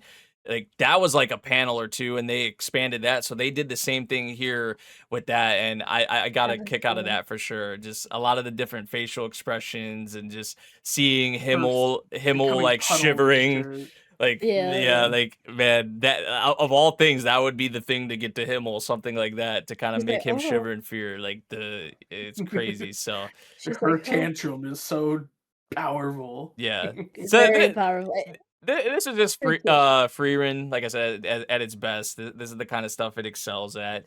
Not like one of the best episodes of the series or anything like No. that, but like this is, I feel like episodes like this is why we love this series so much, why we love the cast so much, and yeah, I'm ready for this. I'm sure we're all ready for this date. We'll see how it goes. Yeah. Yeah. I Hopefully like it goes well. like I like it. I again, this episode was just a direction masterpiece. I loved every moment to even get to to the hot spring, right? To Hmm. that little Oh, the it music just was so good. exactly. Yeah. Like dude, Yeah. I really that was like one of the highlights. And even like when Frieren even pulls up Fern, right? The same reflection to how Himmel picked up Heiter to go across. It was Hmm. just a nice parallels as always, and just the direction throughout the whole episode and the OST.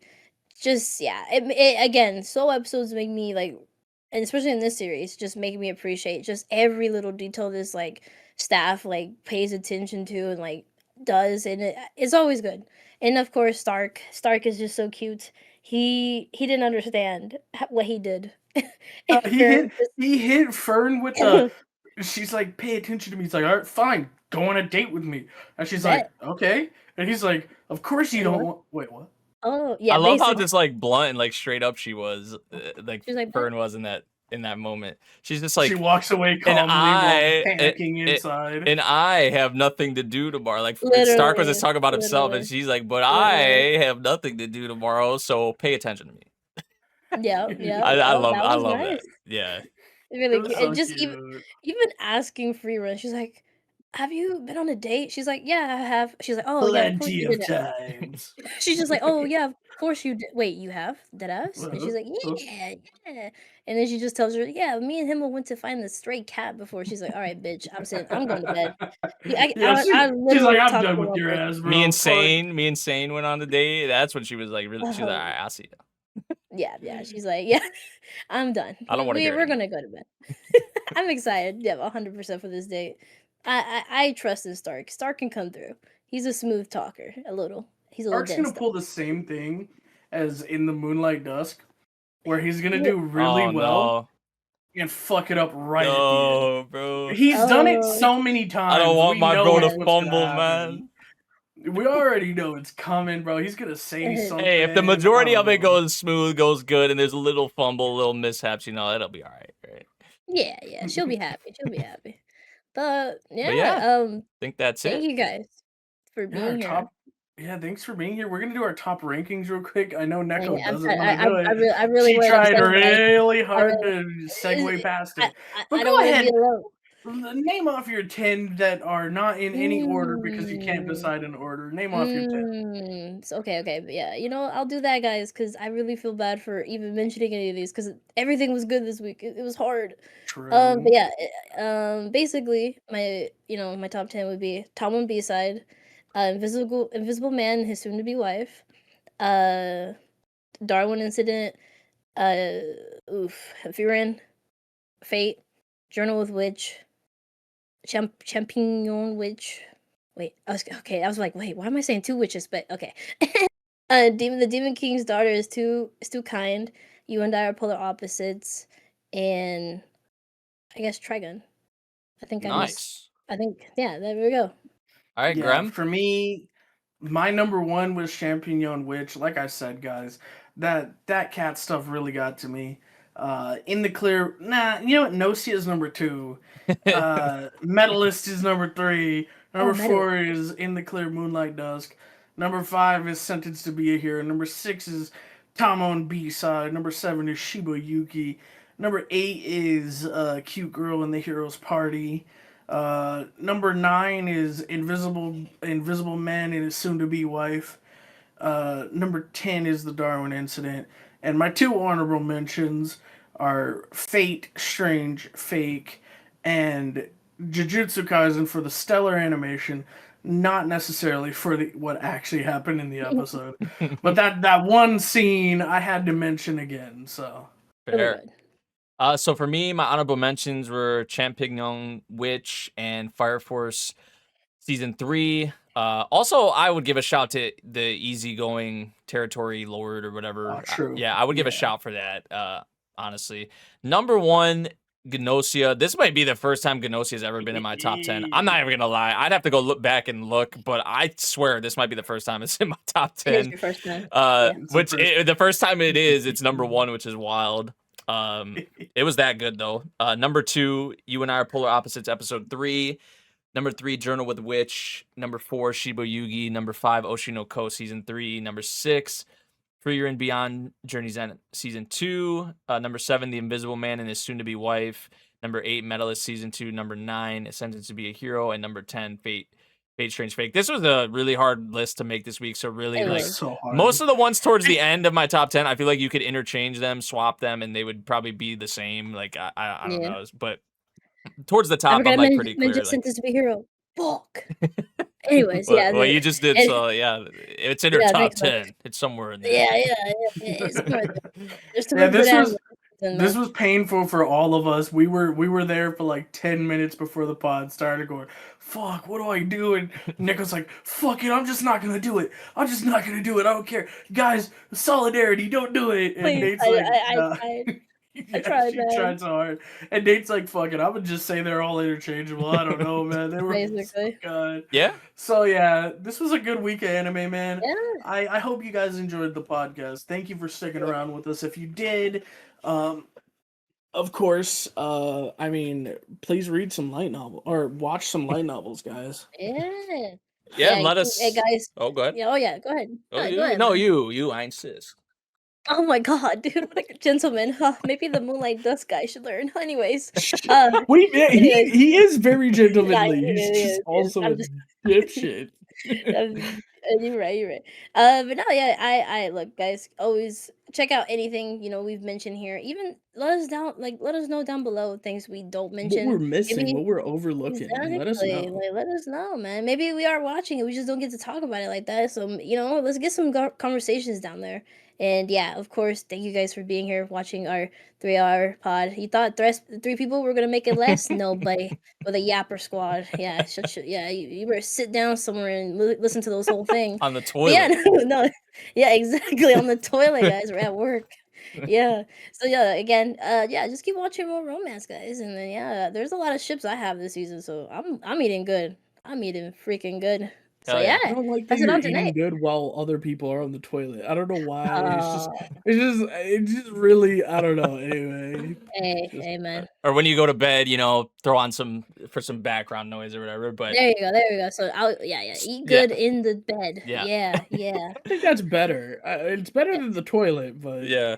Hey, man. But yeah, thank you guys for watching once again. We hope you enjoyed this episode. Like they said, let us know kind of what you're watching, what you're enjoying from the season, what you enjoyed from this week. I feel like this week was a bit surprising for me. Like I mentioned, Gnosia, but just some other underrated ones we don't really talk about as much. I feel like kind of had more of a spotlight or made it into our top 10s this week, which is always cool. I feel like it's been a very diverse season. I feel like there's a lot to enjoy from like many of the different genres, like all the different categories we have and whatnot. So that's always a good thing to have that. And yeah, we'll see you guys for the next episode, episode 66. We're approaching that episode 69. I don't know if we're even going to do anything, not or yet. If you have any ideas, let us know down below. Maybe we'll just see if maybe that week we'll just have, if there was Gunner stuff in any of the episodes, we'll make it a point to hone in on those moments or something. I have no clue. But yeah, that about does it for episode 65 here. We'll see you all in the next one. Have a good night, good morning, afternoon, whatever Yeah, time or wherever you may wherever be you at. are in the world, Yeah, wherever you are. yeah. And yeah, that's it. Peace. Bye bye.